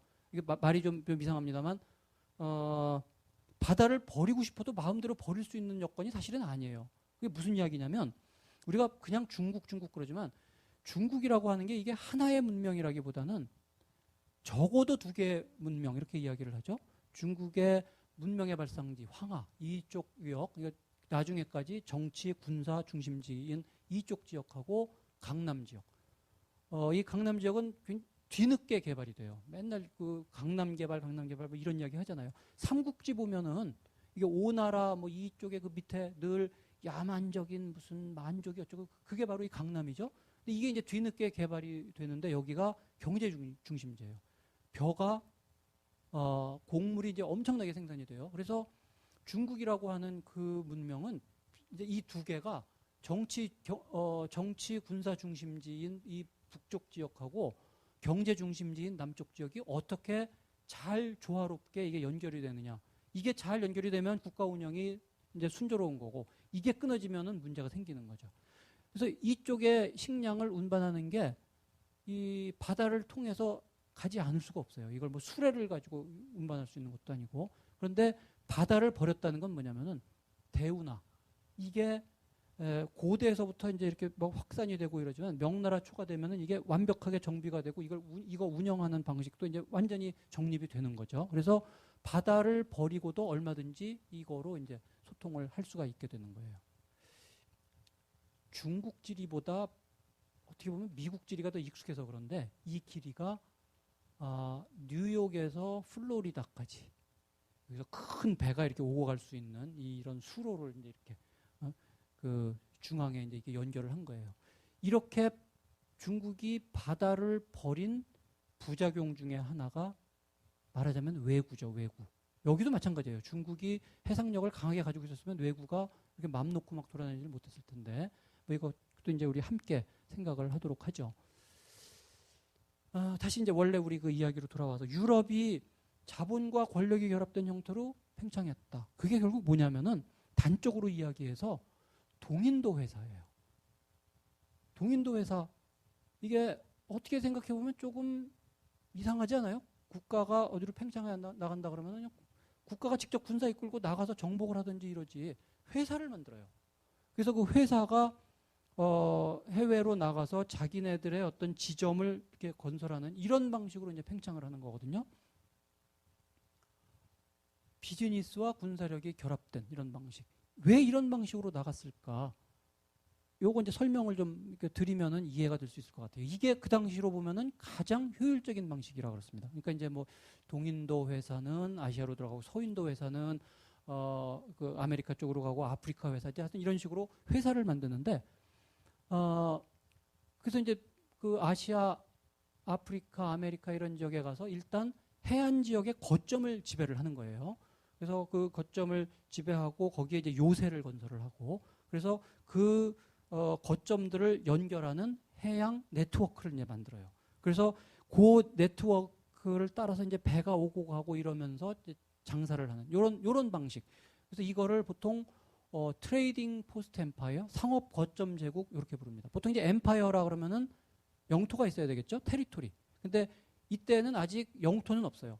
말하자면 바다, 해양 네트워크를 지배하는 제국이라는 의미죠. 그리고 이런 방식으로 이제 이 거점을 연결하는 그런 무역을 뭐라고 부르냐면 이제 컨트리 트레이드라고 그래요. 이게 참 번역하기가 조금 어렵습니다. 시골 무역은 아니고요. 뭔지 한번 그 실상이 뭔지를 한번 보도록 하죠. 이거 만들어서 설명을 하자면 이제 이런 방식이에요. 예컨대 여기서 출발을 한번 해보죠. 인도에서 직물을 사서 다음 지역에 가서 그 직물을 팔아요. 그 돈으로 인도네시아에 후추를 사가지고 다음 지역으로 가는 거죠. 그래서 또 거기 후추 팔고 또 거기 물건 사서 또 다음 지역으로 가고. 이게 아시겠죠? 이쪽 물건 사서 여기서 팔고 이 돈으로 이 물건 사가지고 다음 쪽으로 가고. 그래서 이제 쭉 이렇게 가서 되게 마지막에 중국 비단을 사서 일본에 가서 팔고 일본의 은을 가지고 원래 지점으로 돌아오는 겁니다.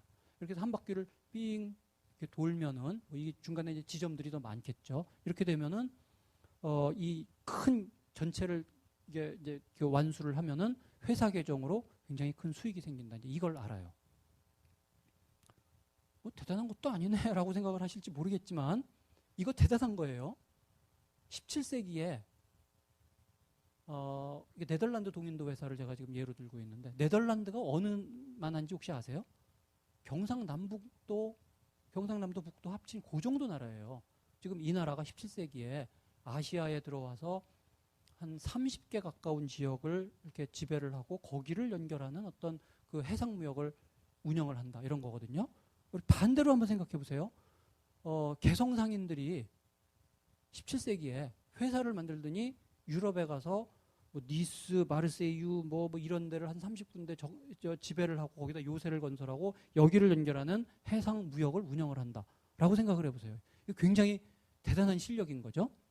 그리고 그 정도의 큰 그림을 보면서 이게 이렇게 운영이 되면은 회사 계정으로 큰 수익이 생긴다. 이걸 알고 있다는 게 보통 일이 아닌 거예요. 이거를 이제 운영을 하는 거죠. 여기서 이제 우리가 먼저 생각할 점이 우리가 보통 동인도 회사 그러면은 유럽 물건 가져다가 아시아에 팔고 아시아 물건 가져다가 유럽에 팔고 이랬으리라고 생각하기 쉬운데 그 유럽과 아시아 사이의 무역은 30%밖에 안 돼요. 회사 전체 그 비즈니스에. 나머지 70%는 아시아 현지 여기 무역을 하는 거예요. 이걸 돌리면은 큰 수익이 생긴다를 아는 거죠. 그래서 현지의 그 무역을 한다는 의미에서 이제 컨트리 트레이드거든요. 그러니까 중요한 거는 이게 하여튼 돌아가야 돼요. 부분은 적자라도 괜찮아. 어쨌든 이게 전체적으로 여기서 반드시 물건을 처리를 하고 그 물건을 가지고 다음 지역으로 가고 이게 이제 돌아가야 된다고 이제 이런 방식으로 운영을 하는 건데 이렇게 되면은 문제가 있을 수가 있지 않겠어요? 예컨대 뭐 이 정도쯤에서 인도 직물을 여기서 반드시 팔고 후추 사서 다음 지역으로 가야 되는데 이 지점쯤에서 이제 여기 현지 상인들이 우리 직물 못 사겠다.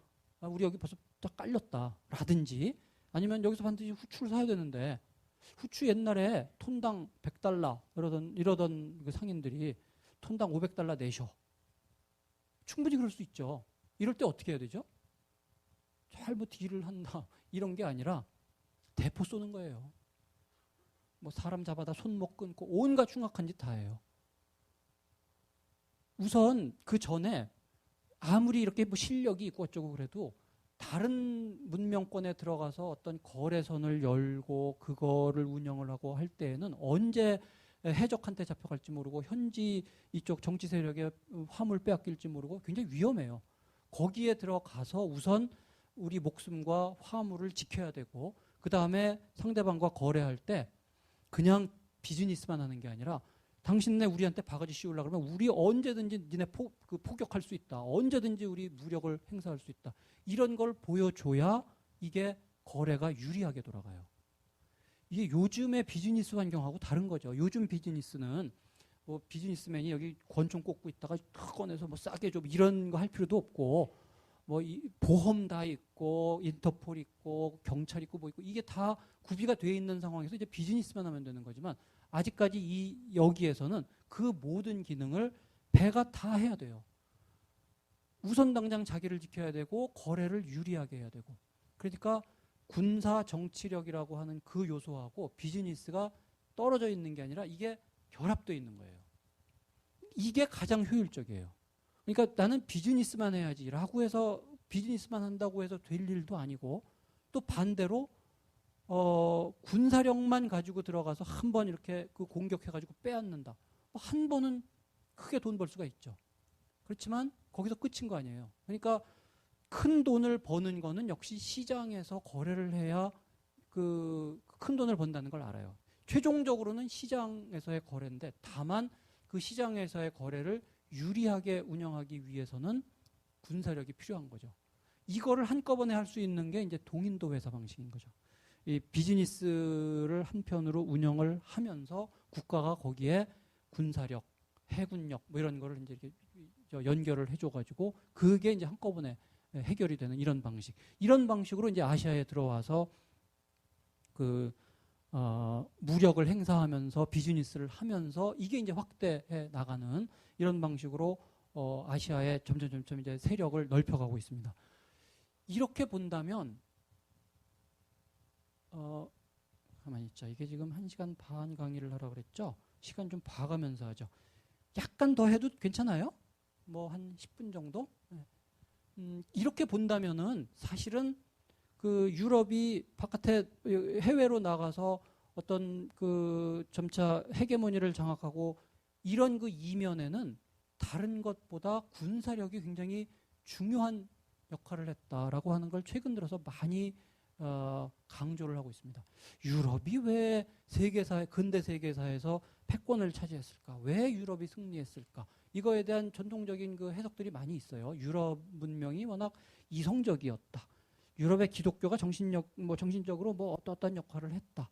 뭐 현대는 과학기술의 시대니까 유럽에서 과학혁명이 먼저 뭐 이랬다. 뭐 여러 가지 설명들을 제시를 해왔는데 하나하나 따지고 보면 그게 설명이 잘 안 돼요. 뭐 과학기술 치면은 사실은 그 이전에 아랍 쪽이 훨씬 더 발달했었는데 왜 아랍은 그러면은 근대 세계의 패권을 차지하지 못했느냐. 뭐 유럽이 뭐 합리적이다 그러는데 중국의 유교가 훨씬 더 합리적일 수도 있다. 뭐 이런 거 저런 거 해보면은 설명이 잘 안 돼요.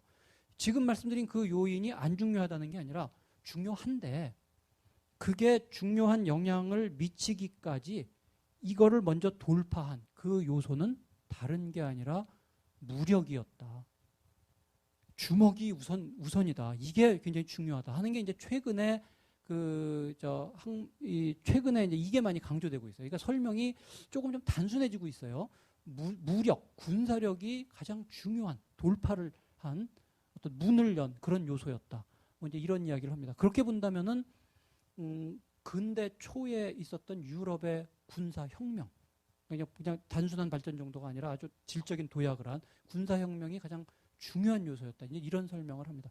여기 좀 시간이 많지 않아서 자세하게 설명은 못 드리겠습니다만 이 군사혁명에 관한 논의도 굉장히 흥미로운 게 많아요. 아주 짧게 요점만 설명을 드리자면 이렇습니다. 이 파커라고 하는 이 군사사의 그 아주 고전적인 저작을 쓴 대가가 있어요. 이 양반 설명이 이제 이런 식이에요. 세계적으로 세계 역사에서 두 번의 군사혁명이 있었다. 하나는 중국 고대, 다른 하나는 근대 유럽. 중국 고대의 춘추 전국시대 이때 보면은 이제 뭐 이렇게 국가가 만들어지고 이러면서 군사력을 키워가지고 지네끼리 막 싸우고 이런 역사가 진행되죠. 진초, 연제, 한의조. 그래가지고 지네끼리 막 치고받고 싸우다가 나중에 이제 진나라로 통일이 되잖아요. 이때 이제 이거 우리가 이기든지 아니면 멸망하든지 그런 거 아니에요. 그러니까 군사력을 최대한으로 만들어가지고 이제 전쟁을 해야 되는 그런 시대인데 이때에 이제 그 역사상 첫 번째 군사혁명이 일어났다는 거죠. 뭐 마차가 등장한다든지 활이 뭐 한 단계 더 발전을 한다든지 그리고 무엇보다도 군대 규모가 커져요. 나중에 진이 통일이 됐을 때 군사력은 100만 명입니다. 한 5,000명, 뭐 10,000명 정도가 칼 뽑아들고 칼싸움한다. 이거 아무것도 아니에요. 그런데 10만 명의 군사를 운영한다. 10만 명을 일단 먹이고 재우고 입히고 10만 명을 먹인다고 생각을 해보세요. 옛날 방식으로 이제 하루에 2끼. 군대 운영에서 가장 중요한 게 보급이에요. 보급이 사흘만 끊어지면 그건 무기력하든 아니면 오히려 이제 거꾸로 반란군이 되고 이 10만 명을 어떻게 먹이느냐 하는 거는 이 계산의 천재가 나와서 그거를 잘 어떻게 조달해서 어떻게 먹이고 이거를 잘 짜야 돼요.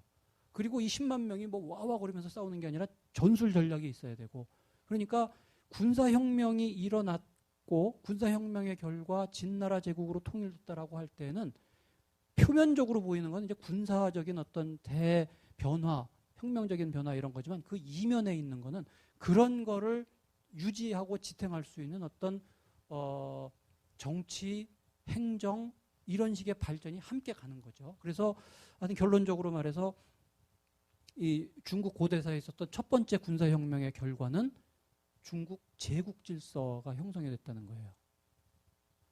두 번째 근대 유럽에 있었던 군사혁명도 유사합니다. 뭐 진초현재 한위죠. 비슷하게 프랑스, 영국, 무슨 스웨덴, 네덜란드 뭐 이런 나라들이 이제 막 치열하게 싸워요. 여기서도 이제 무기도 발달하죠. 이제 칼이 아니라 총포가 나오고 군대 규모 커지고 15만, 20만 뭐 저 나폴레옹 때 가면 60만 뭐 이렇게 커지죠. 이 군대들을 다 먹이고 전술 전략을 짜고 비슷해요. 중국과 다른 점은 결판이 안 나요. 계속 200년 치열하게 싸우면서 군사력 커지고 그거를 서포트하는 국가 기구도 발달을 하고 이러는데 결판이 안 나니까 이 힘을 가지고 바깥으로 나갔다는 거죠. 바깥에 나가서 유럽이 하나의 제국으로 통일된 게 아니라 바깥에 나가서 각자 자기의 제국을 해외에 건설을 한 거다.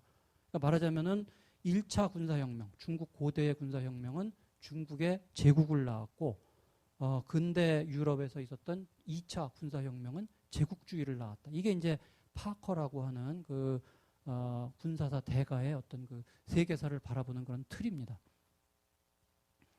하여튼 이제 이 군사혁명, 군사력의 강화 이런 것이 실제로 유럽이 이제 이 근대 세계에서 그 헤게모니를 장악하는데 굉장히 중요한 역할을 한 거는 이제 분명해요. 요거는 이게 좀 1시간 반이 아니라 한 2시간 반 정도 해야 되는 그런 강의네요. 지금 이게 만들어 놓고 나서 보니까 이거를 이야기를 어떻게 다 하나? 다 설명하지 말고요. 그냥 간단하게 요것만 나왔으니까 설명을 해야 되겠네요. 그 일본 사례. 그러니까 이제 일본 사례를 지금 왜 들었냐면은 군사력 이게 굉장히 중요하고 역사의 발전 뭐 이런 거에 어떤 추동력 굉장히 중요한 역할을 했다. 그거 맞는데 그러면은 군사력이 모든 걸 다 설명하는 거냐? 그렇지 않을 수 있죠. 그러면 군사력 자체도 설명을 해야 될 거 아니에요. 일본 같은 경우에 일본이 굉장히 일찍 그 총을 받아들입니다. 총과 화약을. 근데 이게 사실 이제 총과 화약이라고 하는 게 제일 먼저 개발된 건 사실은 중국이에요.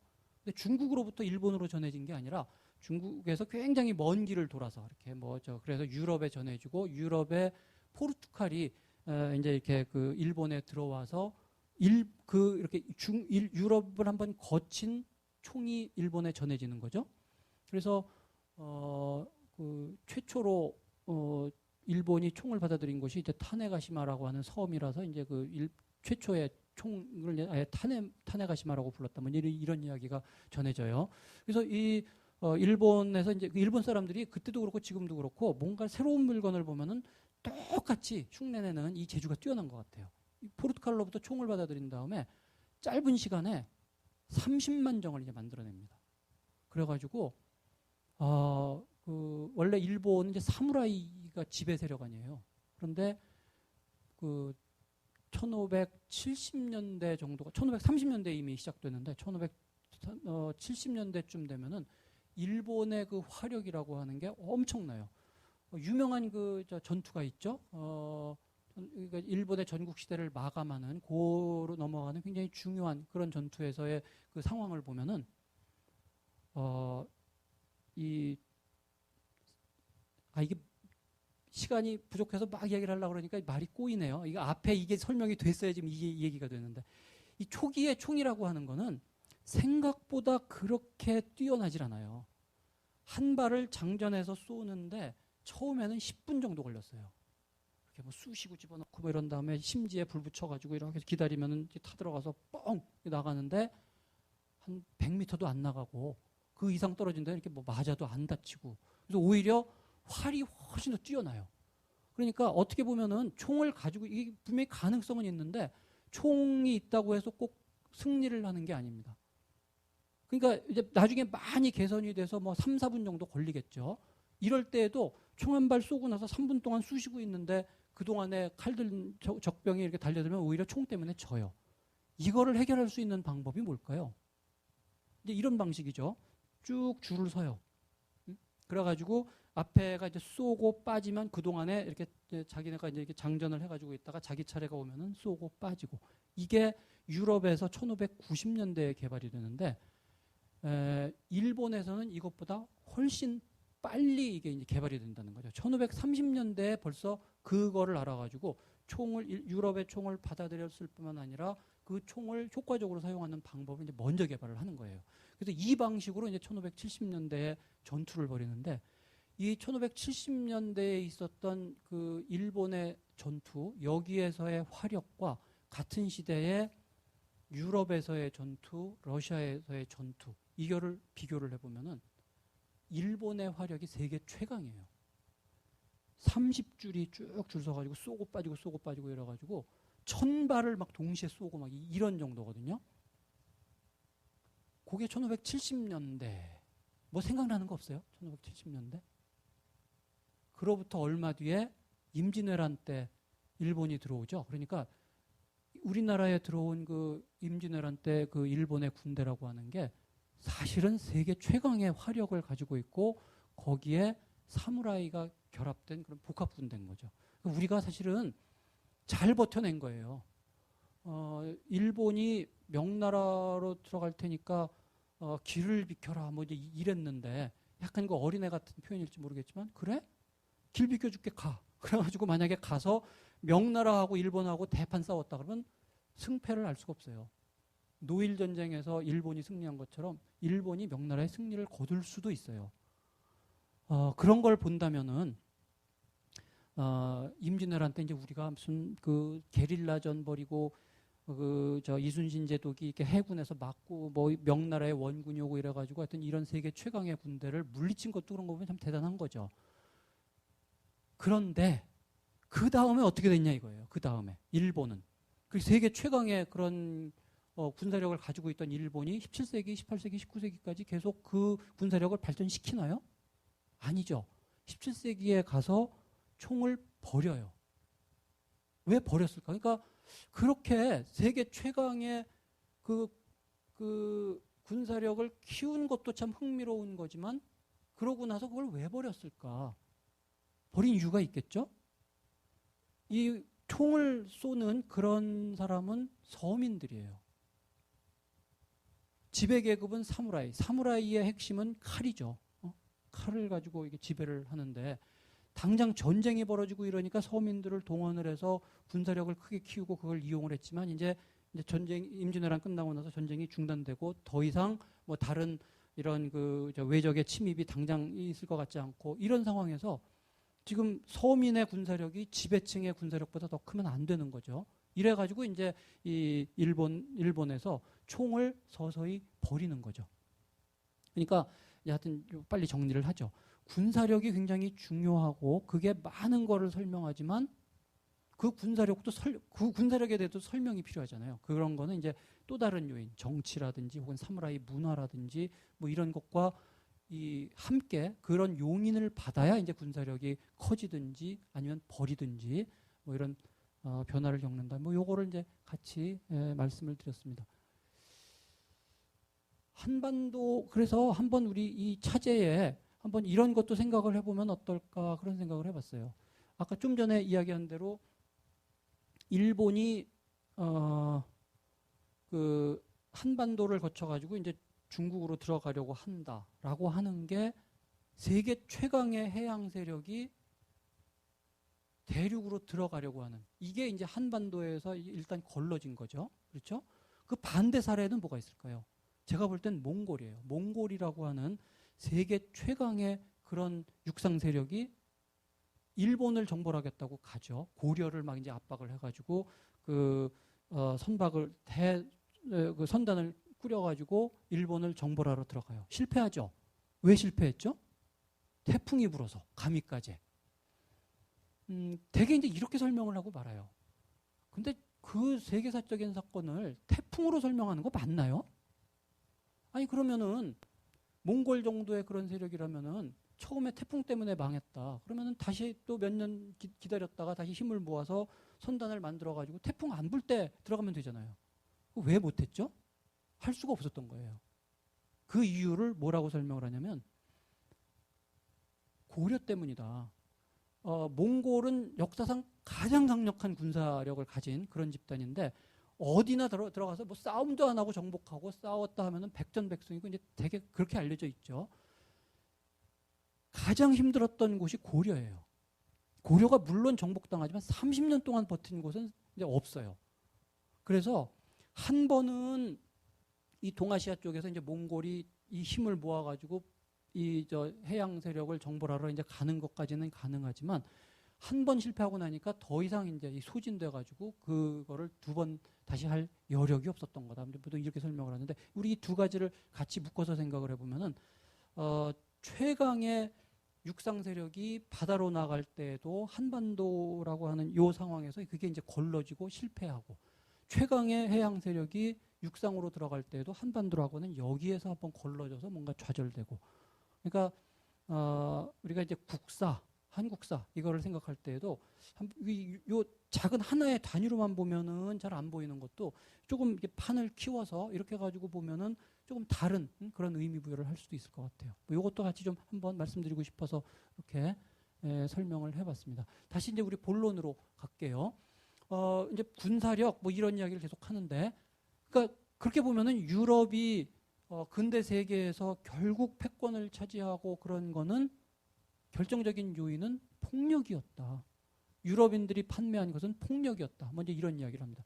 이거 오해를 하시면 안 돼요. 폭력이 모든 거를 다 결정하고 폭력으로 모든 거를 뭐 얻었다 이런 게 아니라 아까도 말씀드린 것처럼 최종적으로는 시장에서 어떤 이윤을 얻고 이와 같은 시장 체제를 이렇게 만들고 이게 확산되고 이게 아시아 세계든 뭐 다른 그 문명에 영향을 미치고 이러지만 이거를 밀어붙인 어떤 그런 힘은 폭력이었다는 거예요. 그러니까 폭력이라고 하는 게 군사력이라고 하는 게 뒤에서 굉장히 중요한 역할을 했다는 거예요.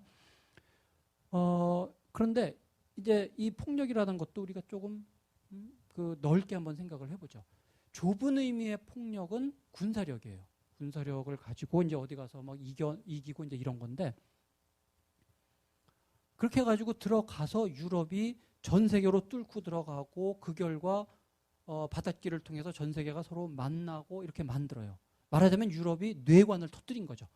그랬더니 그거를 통해서 전 세계의 문명들이 서로 이제 만나고 그래서 그 문명의 요소들 이런 것들이 아까 이야기한 것처럼 문명이라고 하는 게 굉장히 오랜 기간 동안 이게 비교적 고립돼서 발전을 해왔다 그랬잖아요. 그렇게 굉장히 오랜 기간 동안 이렇게 누적되어 왔던 것들이 바닷길을 통해서 서로 만나면서 두 번째 광의의 폭력이 일어난다는 거죠. 문명의 여러 층위마다. 요거는 한번 요거를 보면서 설명을 드릴게요. 예를 들어서 설명을 하면 흥미로울 것 같아요. 요거 한번 보죠. 이게 뉴질랜드예요. 뉴질랜드 여기서 이제 이게 남반구니까 여기서 겨울에 비행기 타고 뉴질랜드에 가면은 이런 풍광을 볼 수가 있어요. 넓은 풀밭에 양들 이렇게 머물고 있죠. 혹시 그 뉴질랜드 가보셨어요? 가보면은 정말 징그러울 정도로 넓은 풀밭에 양들 이렇게 논일고 있는 이런 모습을 보죠. 2시간을 가도 이렇고 3시간을 가도 뭐 이래요. 그래서 야, 이 뉴질랜드는 천년만년 이랬나 보다 이렇게 생각을 하기가 쉬운데 실제로는 이런 모습이 만들어진 거는 100년에서 150년 그 전에는 이게 다 숲이었어요. 숲.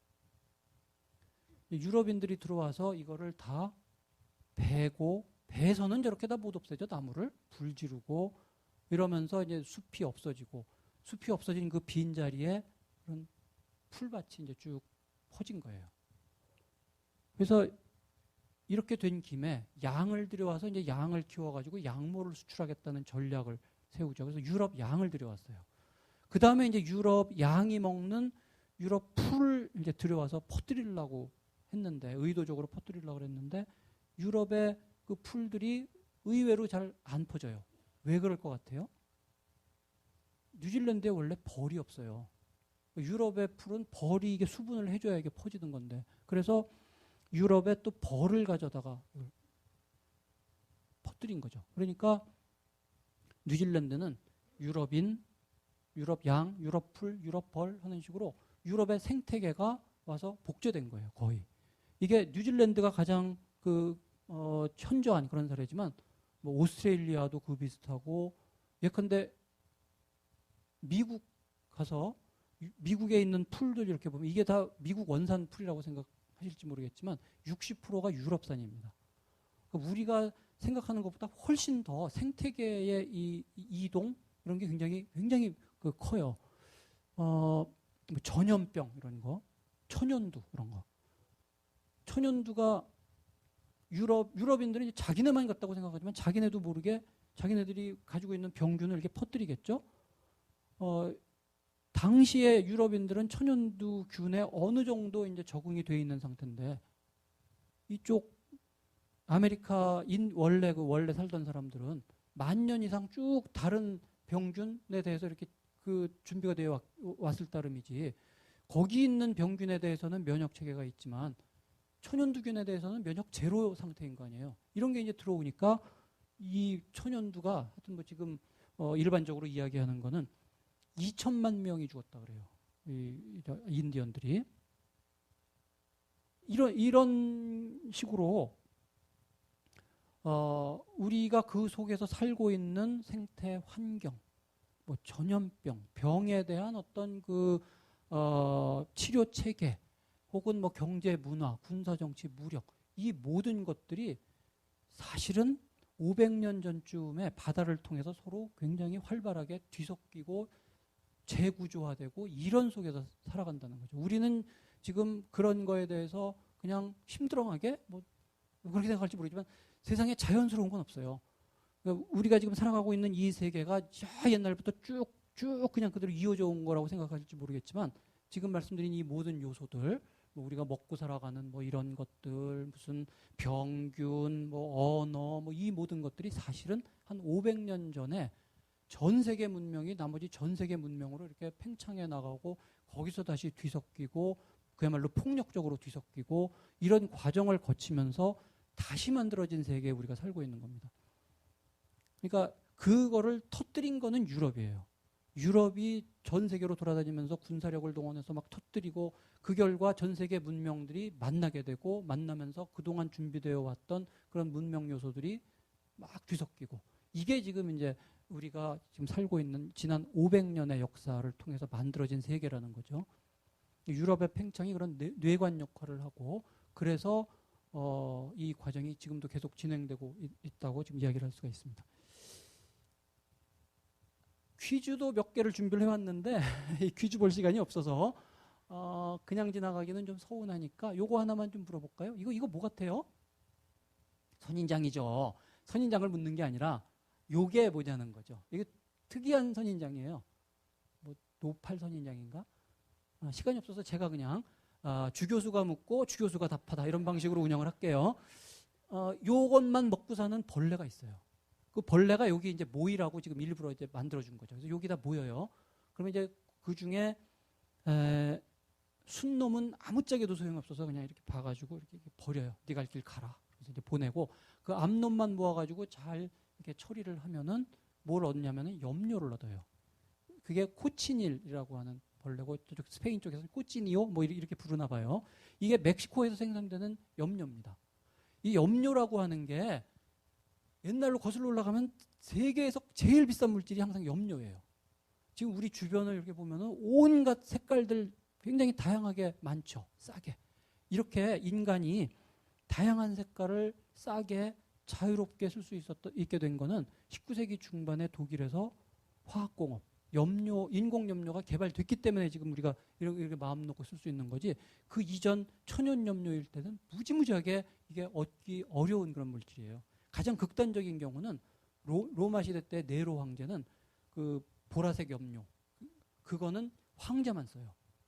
그거를 누군가가 쓰다가 걸리면 사형이에요. 네로답죠? 왜 이 말씀을 드리냐면은 우리가 세계화 뭐 이러면은 꼭 무슨 정치, 경제, 군사 이것만 생각하는데 꼭 그런 것만은 아니라는 거죠. 색깔, 감수성, 음악, 문학 이런 소프트한 이런 것들도 이쪽 세계에서 저쪽 세계로 들어가고 거기에서 퍼지고 이 코치닐이라고 하는 거는 그래서 유럽에 들어가서 유럽의 귀족 왕족들을 비롯해서 이 부유한 사람들의 그 굉장히 고상한 붉은색 옷 요 염력 그걸 이제 염색한 데 들어가든지 아니면 회화에 아주 예쁜 그런 빨간색 염료 이걸 이제 여기서 생산한 거죠. 그래서 이 굉장히 그 염료가 귀하긴 하지만 그래도 전 세계의 염료들이 서로 뒤섞이고 이러면서 인간의 어떤 그 색에 대한 감수성 이런 것도 생겨났다. 뭐 이런 이야기입니다. 요건 볼까요? 왜 유럽인들이 아시아로 들어가죠? 첫 번째 그 요인은 향신료예요. 지금 생각해 보면은 야 후추가 뭐가 그렇게 비싸다고 그걸 얻으러 그렇게 멀리까지 가냐 그러는데 당시로서는 워낙 비싼 물건이기 때문에 그래요. 그 중에서 제일 비싼 물품 중에 하나가 정향이라는 물건이에요. 정향. 이거 잘 모르시죠? 정향. 예? 사향. 사향은 사향노루 이런 데 나는 그런 거고요. 이거는 그 식물이에요. 꽃봉오리. 질문하신 김에 제가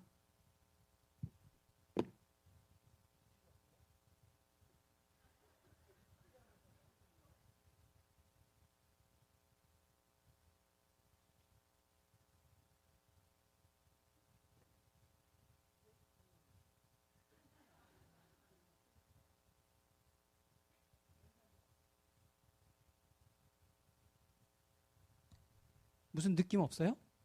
어디서 맡아본 냄새죠? 그거 아니고요. 사실은 이 정향을 여러분들 대개 다 먹어보셨어요. 오향장육에 꼭 들어가 가장 중요한 게 이 정향이에요. 그래서 오향장육 드셨으면 사실은 이거 다 드신 거죠. 이게 굉장히 특이한 것 중에 이거 혹시 냄새 맡으면 치과 생각나지 않아요? 이 물질이 여기에서 뽑아낸 게 이제 이 구강 여기 그 뭐죠? 소독하고 하는 그런 물질로 쓰여가지고 실제로 이제 그런다고 그래요. 근데 참 특이한 게 실제로 이 정향이 중국에서 어떤 식으로 쓰냐면은 신하가 황제를 만나서 대화할 때 정향을 입에 물고 하게 돼 있어요. 그런 거 보면 굉장히 과학적이죠. 그런 걸 보면은 그래서 요거 퀴즈를 보려고 그랬더니 시간이 없어서 그냥 빨리 이제 정리를 하도록 하겠습니다. 세계화, 지구화라고 하는 게 굉장히 장기간에 걸쳐 일어났다는 걸 이제 우리가 이야기했어요. 인도양에서 이제 오랫동안 준비된 거고, 그러다가 15세기 이후에 바다를 통해서 바닷길이 열리면서 이게 가속화되고 대규모화 됐습니다. 그리고 이거는 이제 지금도 계속 진행 중이에요. 그럼 마지막으로 한 가지 포인트 이야기할게. 그러면은 전 세계 지구화, 세계화가 계속 가속되면 전 세계는 다 똑같아질까요? 다 똑같은 음식 먹고 똑같은 옷 입고 그럴까요? 그런 건 아닌 것 같아요. 그러니까 글로벌한 힘이 있고 로컬한 힘이 있어요. 글로벌한 어떤 정치, 경제, 뭐 군사 이런 힘들이 막 전 세계를 똑같이 이렇게 동화시키려고 할 때 그 로컬 차원에서 그거를 받아들이기도 하고 격퇴하기도 하고 왜곡시키기도 하고 하는 게 내가 볼 때는 문화가 가장 대표적이지 않을까 싶어요. 그 문화가 그거를 용인을 하기도 하고 격퇴하기도 하고 물론 이제 문화도 장기적으로 또 그 영향을 받아서 바꾸겠죠. 이 둘 사이의 어떤 관계, 우리 흔히 이야기하는 글로벌하면서 로컬한 이 관계가 어떤 식으로 되느냐에 따라서 아마 전 세계가 어떤 모자이크 상태로 되지 않을까 뭐 이런 생각을 합니다.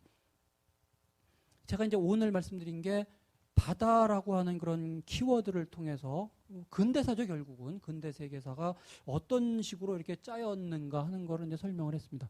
한번 큰 판을 이렇게 짜 보고 거기에서 바다라고 하는 키워드, 다시 말해서 전 세계 문명의 상호 교류 이런 거를 통해서 이제 이렇게 역사를 짜면은 기존의 무슨 혁명이라든지 전쟁이라든지 이런 것과는 좀 다른 어떤 역사를 우리가 볼 수 있을 것 같아요.